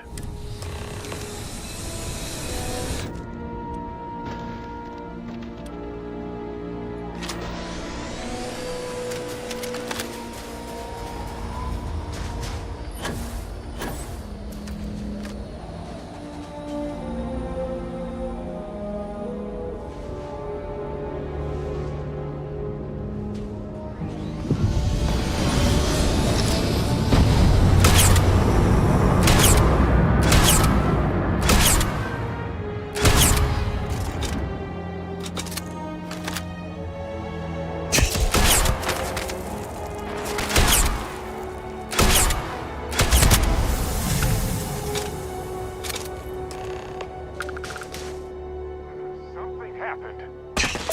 I can't hold on to you. I'm struggling, being pulled through the barrier. This is probably it, friends. Amundsen, cherish every moment with them. I already do, my friend. I promise.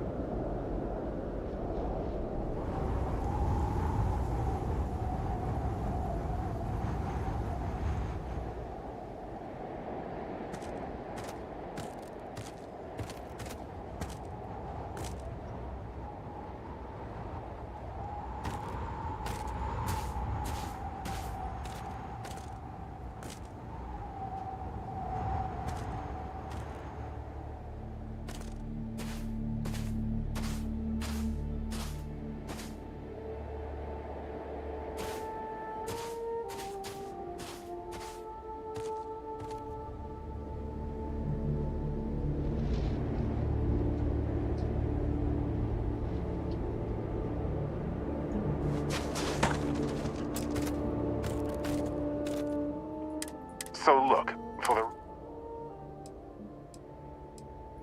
could you imagine if I just kept pulling other Barretts into existence?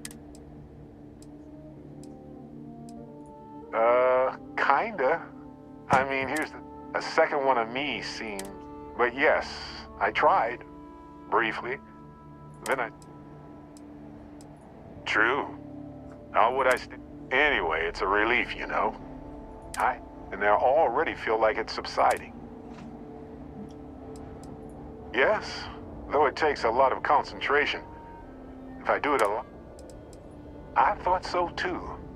Other me, other Barrett. Anyway, we'll see. If the other me gets in the way, for now, I just need to use this power a bit and... That's pretty exhausting, really.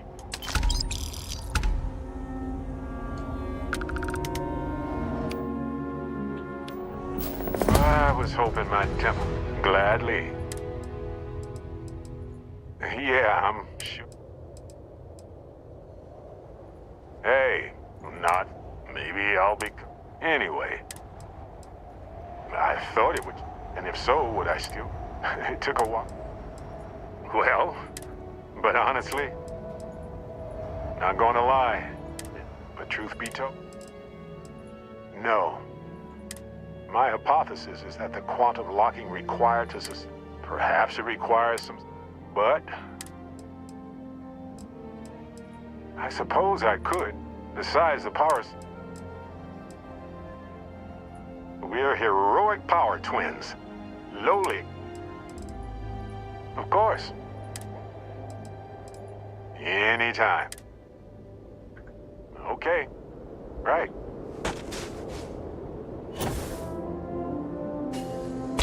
Nice technique.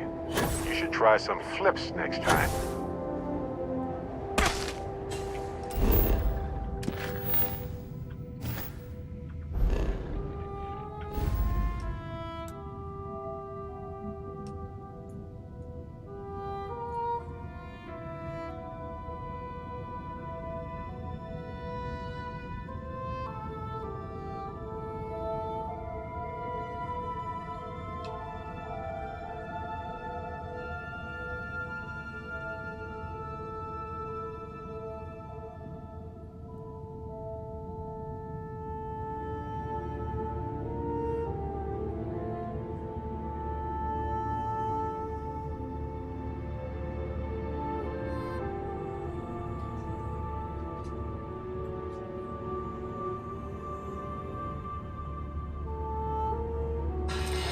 to solve the system of equations using the substitution method, which is an algebraic method for solving a system. The solution to a system of equations is an ordered pair or x and y value that satisfies both equations. So to keep things organized, let's call this equation 1 and this equation 2. The first step in the substitution method is to solve one of the equations for one of the variables. Notice if we look at the first equation, we can pretty easily solve this equation for x just by adding 4y to both sides of the equation. So let's start by doing that.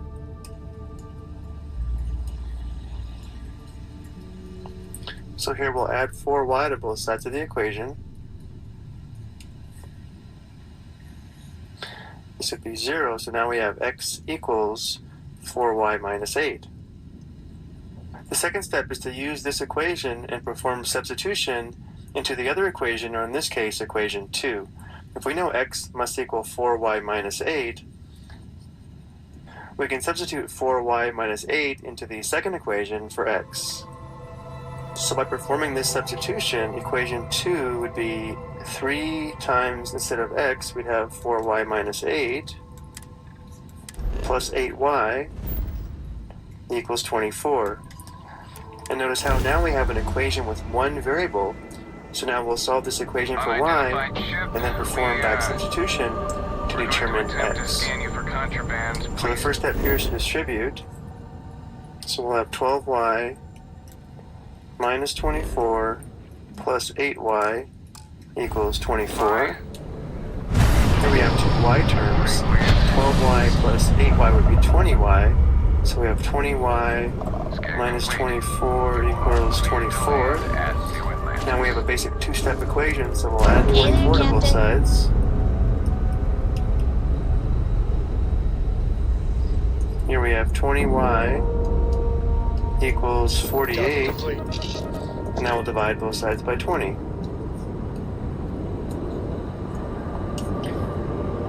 So we have y equals, this would be 48/20ths. But this does simplify. These both have a common factor of 4. 48 is 4 times 12, and 20 is 4 times 5. These 4 simplify to 1, and we're left with y equals 12/5. Now remember, the solution consists of an ordered pair, or an x and y value. So now we know that y is going to be 12/5, but we still have to go back and determine the value of x. To do this, I think we'll use the form of equation 1 that's already solved for x.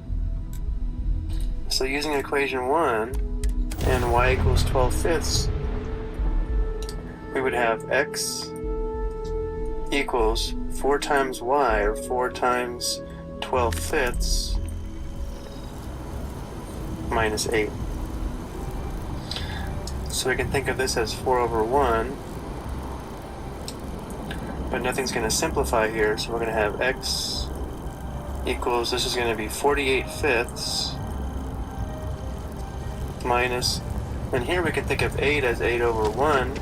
We know we have to have a common denominator, so we'll multiply this by 5 over 5. This place is a delightful relic. So we'd have 48/5 minus, this would be 40/5. Science. Which is equal to 8/5. So we know the value for x must be 8/5. Did about a year. A starborn. So here we have one unique solution. X is equal to 8/5 and y is equal to 12/5. Feel like I should be seeing heaven's so we can also aura say every time that you say the something. system is consistent What and you the said equations are about independent. unity. Normally it's a good idea to go back and perform Quillis knew substitution so to much, check these solutions but kept in it both from us. equations. But I'm not going to show that for this example. You may want The to just to others told verify me that. what you are, and how much of what you said has come to pass. A stranger from beyond. Even for an old Crimson Fleet, that's a new one. You're not quite the angel I thought may have made the artifacts, but a miracle nevertheless. I wonder who I was in your universe. If I was the same. Did about a year's worth of astronomy in a matter of moments.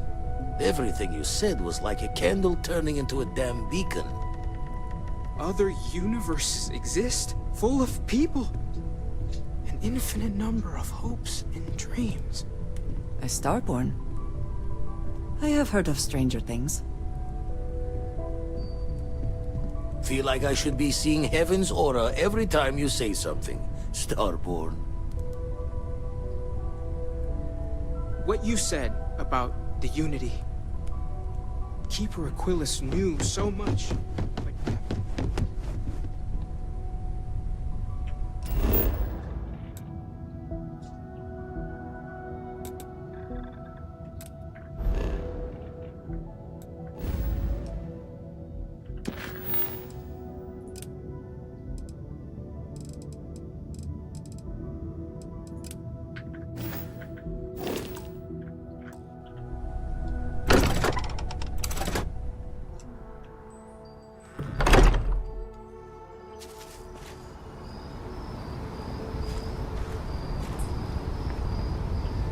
Admission fee at an amusement park is $15.50 for children and $20 for adults. On a certain day, 217 people entered the park, and the admission fees collected totaled $3,782. How many children and how many adults were admitted? So to solve this problem, we're going to set up a system of equations and then solve the system. We're trying to find how many children and how many adults entered the park on this day. So we have two unknown values. So let's let x equal the number of children. Yes, and not if the vibrations and let y equal there the is number of data. adults. Now let's sort through the given information. Not The necessarily. fee for each child is One of the other $15.50. he and I don't see eye to And eye. the fee for every I'm adult hoping is that if someone $20. We also know there was a total of 217 people that entered the park That would on be this a miracle. day, In any case, and the total last I fees saw of collected Emilio, he was good luck, friend. $3,782. So one equation will represent the amount of money collected, and the other equation will be the number of people that entered the park.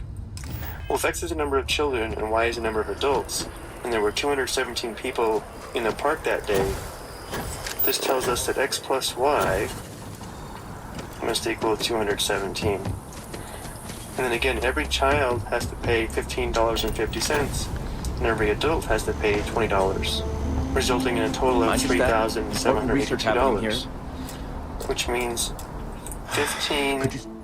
15.50, or just 15.5 times x. Whatever This this is the amount of thing- money collected from the children, plus $20 times y. This is the amount of you know money what? collected from the But adults. I'm only going to do must so- equal $3,782. I've gotten a few bad performances. I found a back So door this into is the our mass system of network so I equations. could make some If changes. we want to solve this The only way to get algebraically, access is from the terminal. we can use the substitution method or the elimination method. Since we can solve this first equation here pretty easily for x or y, I think we'll use Someone the else can substitution spend- method. So if we subtract x on both sides of this first equation, we can rewrite Yeah. this as y equals Okay, look, 217 minus If x. you do this for me, And I'll now throw we'll in some use this extra credits equation for and you, perform okay? substitution A nice- into the second equation. Since y is equal to 217 minus x, Listen, this will be good. Just we can get in. substitute or replace access- this y here with 217 minus x. Oh, And this will don't give us an worry equation about with it. one It's variable, just, and therefore we pretty can much solve everything for in my x. personnel file. So we'd have Most of it is 15.5x plus 20 times 217 minus x must Not equal much experience with the mass network. 3,782. This will just be one So now we'll clear the parentheses and between solve you for and me. x. I'm just kidding, of course. These days, I just help out. So we'll have 20 times 217. That's going to be 4,340 minus 20x must equal 3,782. Let's combine our like terms here and here. 15.5x minus 20x is going to be negative 4.5x.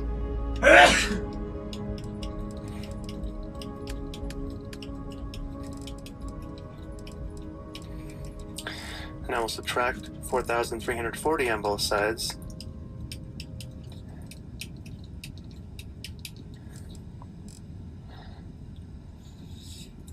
This would be 0, so we have negative 4.5x must equal 3,782 minus 4,340.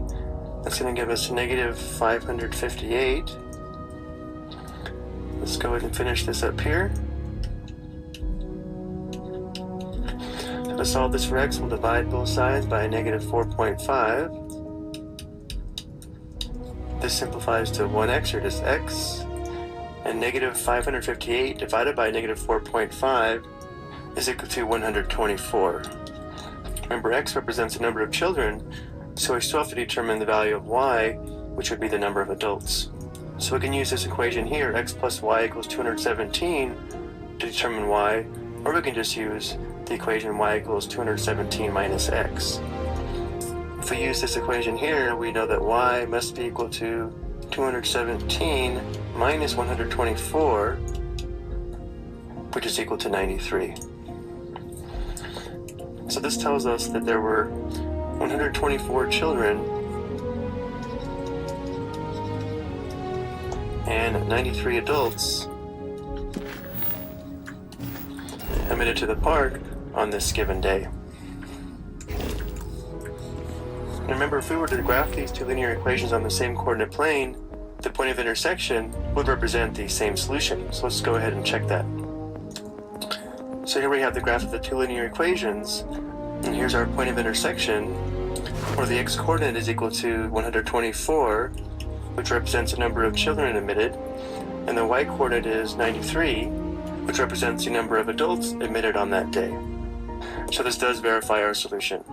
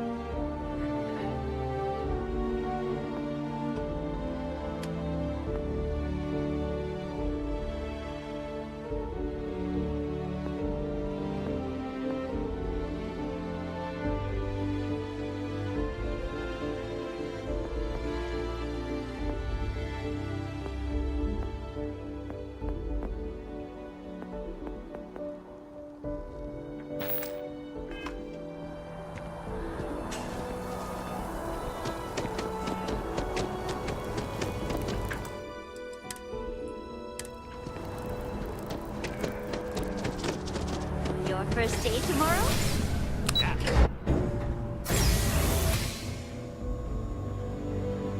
What's on your mind? Okay.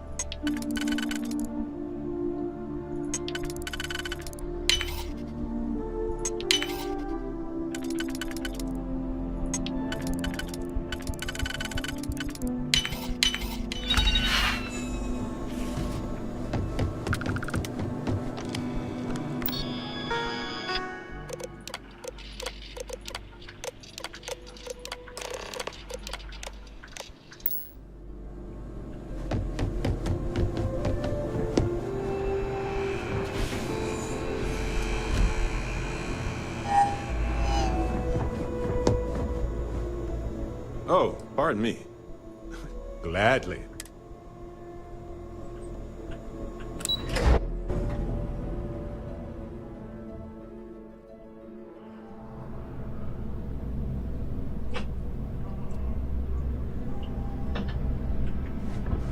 Working the spaceport is a big step upward.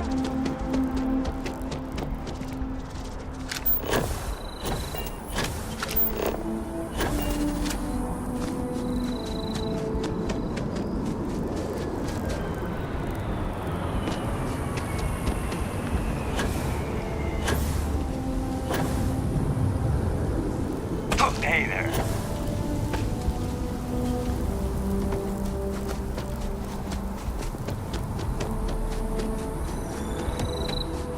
Need something?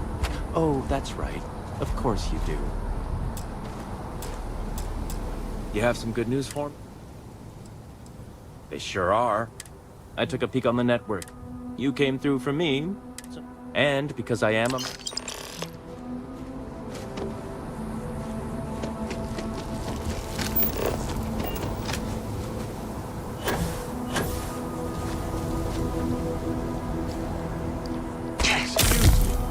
What's wrong with jetpacks all of a sudden?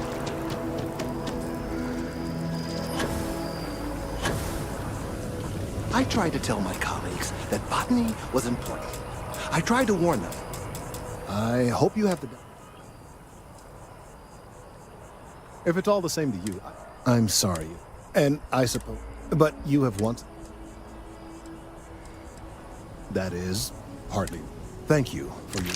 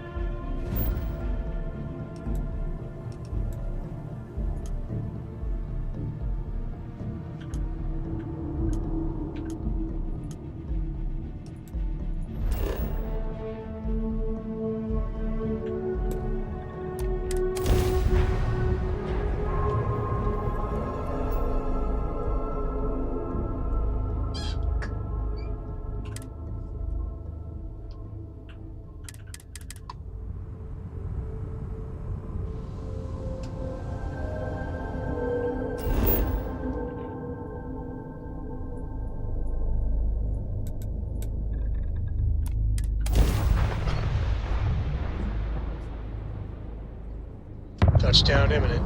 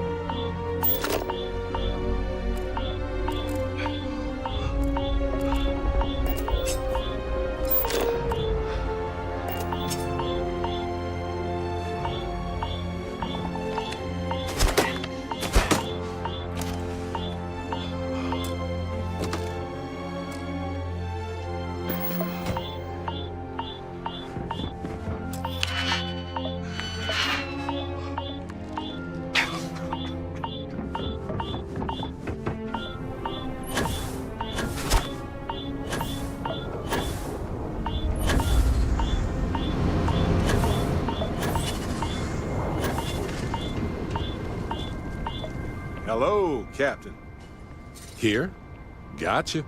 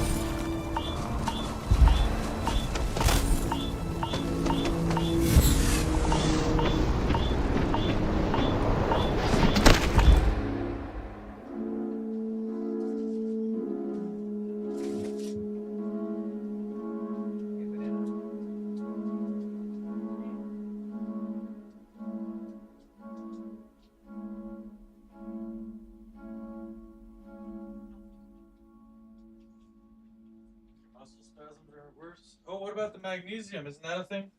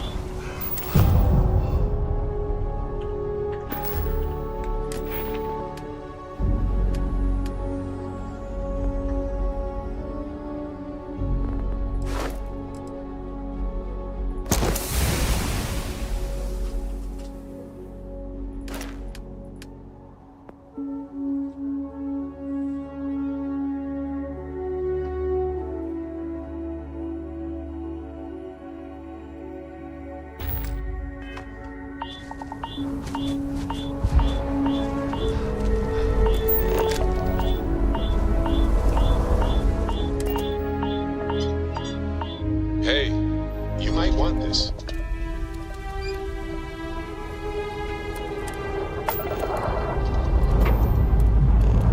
Ready here. Cora's good too.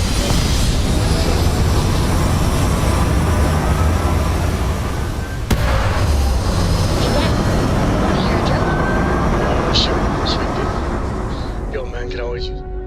And just like that, Okay. we're in space. Who can jump higher than a skyscraper in New Atlantis? I don't know. Everybody! Skyscrapers can't jump!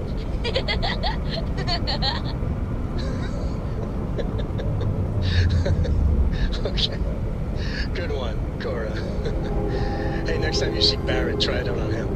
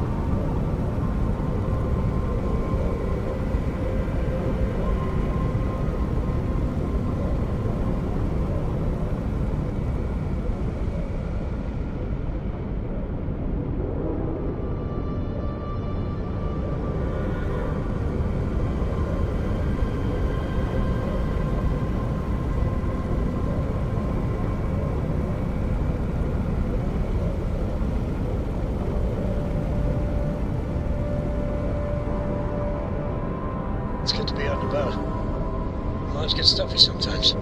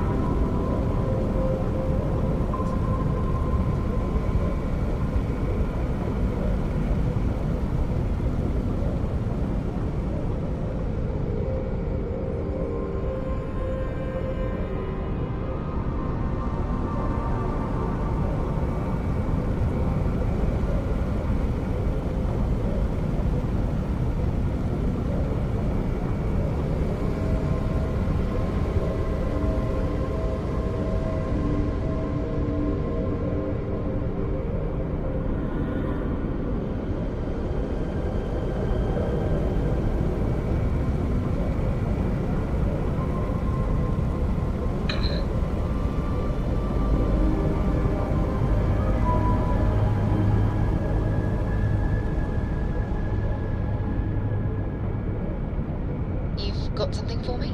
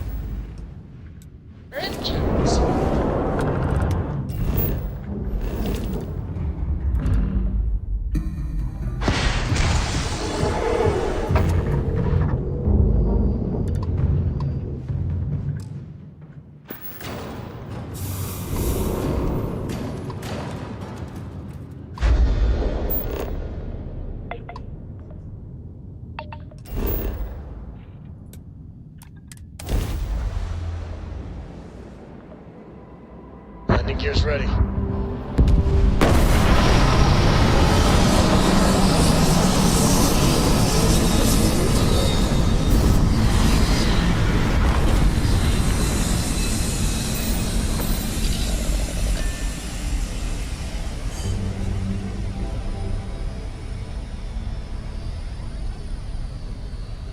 Yeah, what is it? This kind of planet may seem inhospitable, but it's just ready for some real estate developer to come in here and turn the place into a classy resort.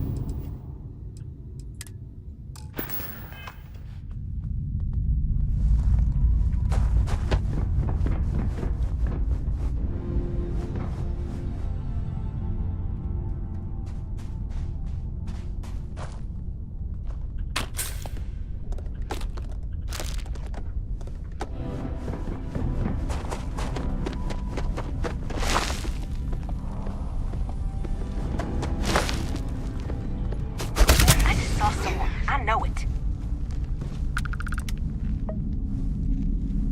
There you are!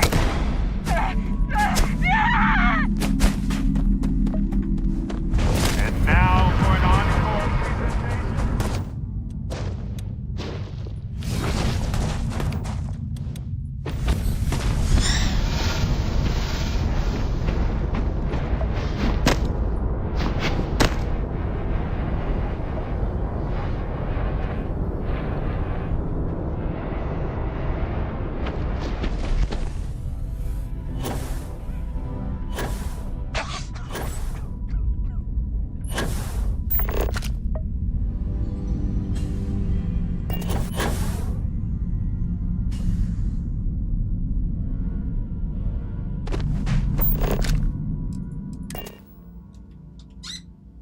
I have something for you.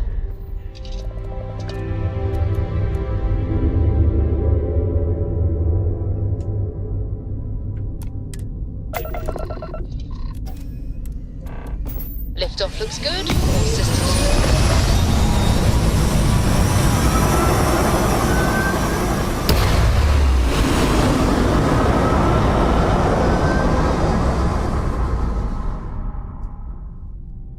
And we're back where we belong.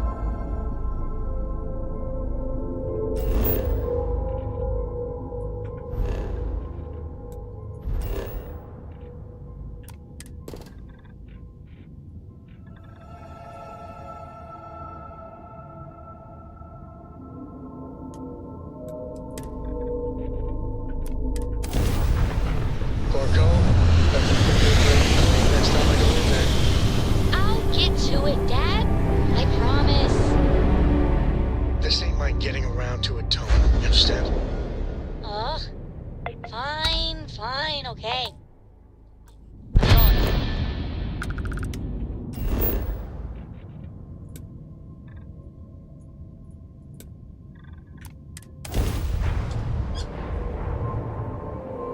Let's put this bird on the ground.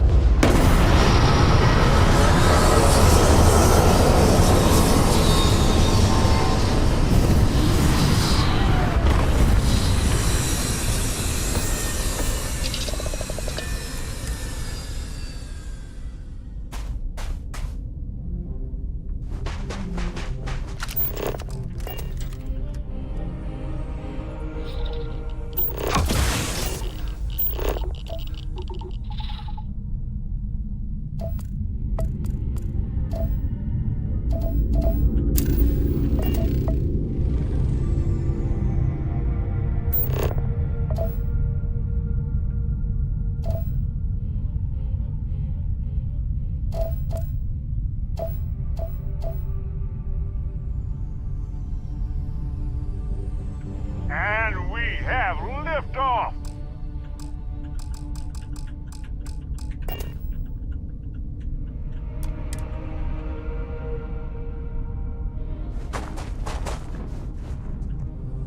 Let's get out there and do some. Right-ho!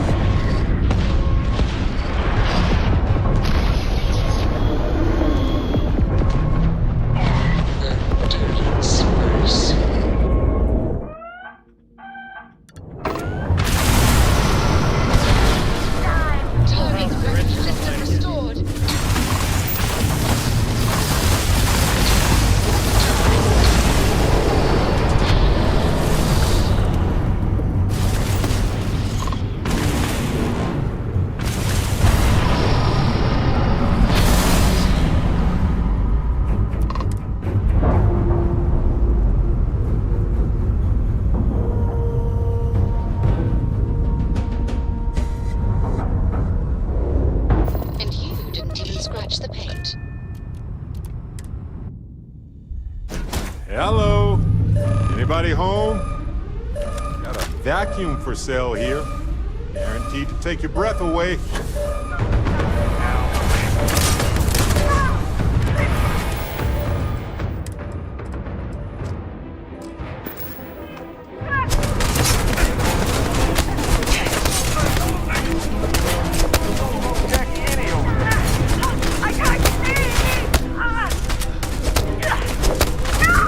Come and get it!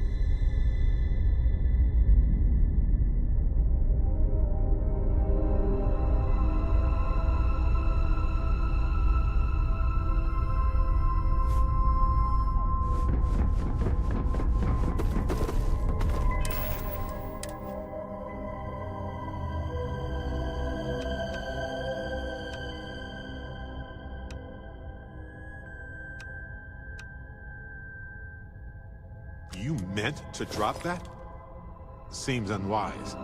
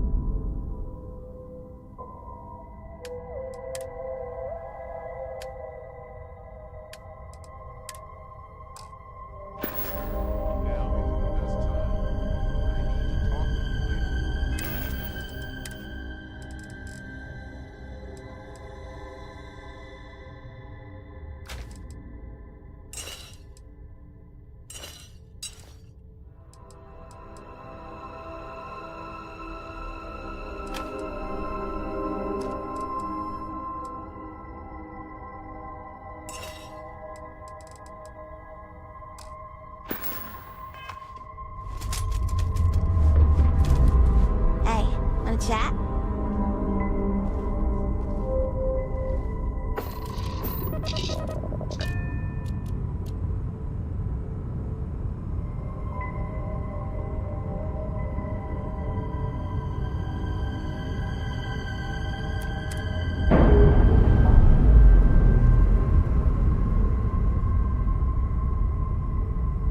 Undocking complete, Captain. Always a pleasure, Captain.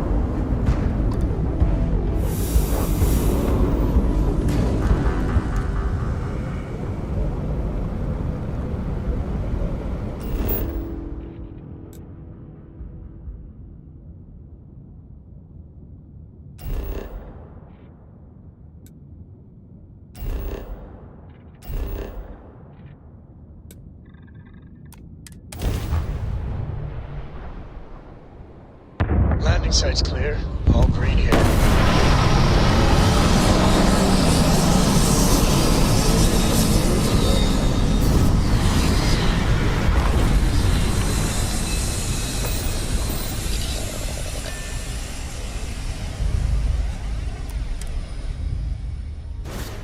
I know now isn't the best time, but I need to talk with you later.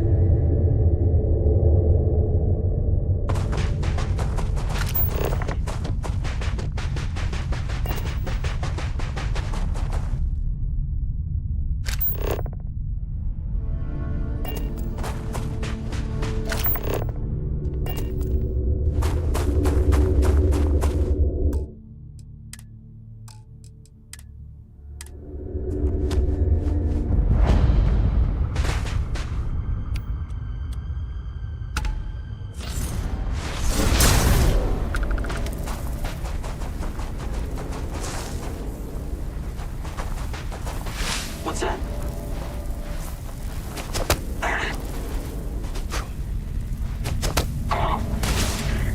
Take it, damn it.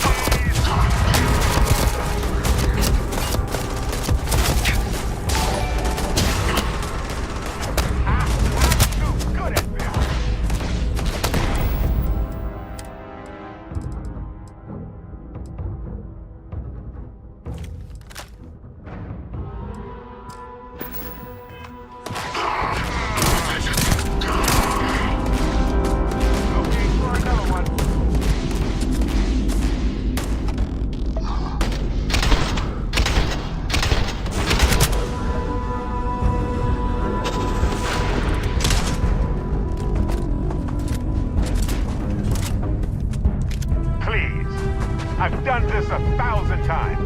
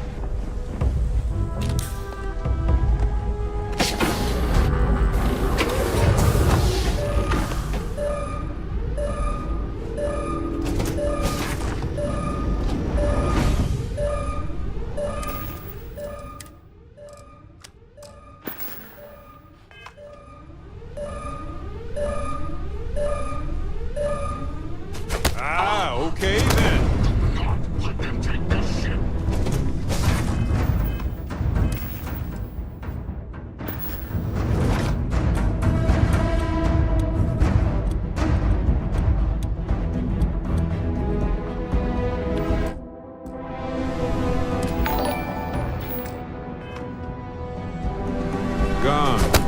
Well, we have other things to do.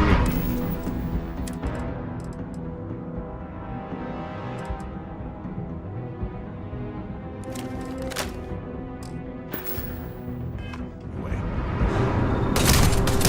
that's all, huh? May as well, right?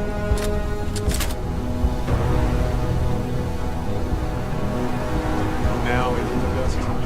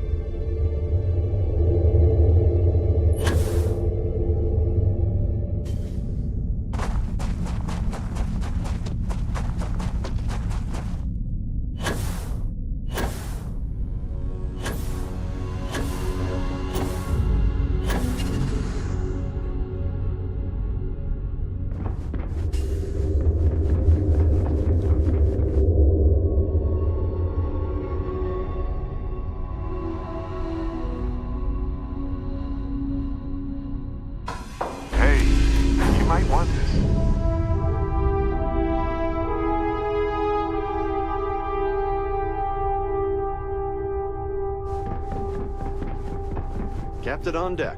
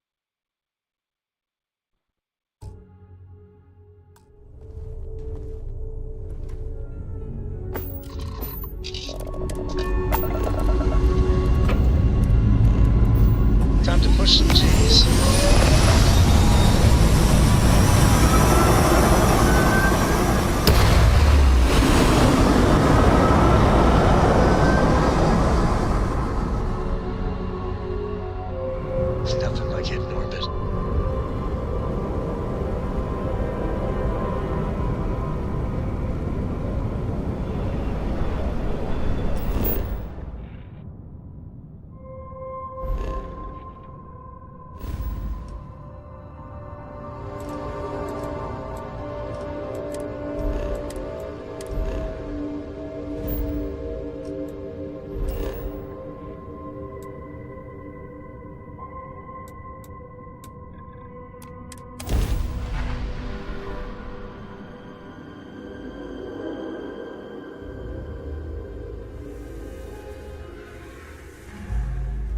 I have something for you.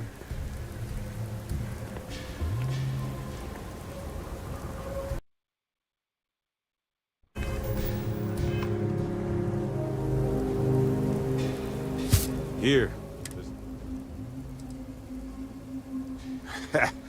Anyway, I almost didn't pick it up. If I see anything on out.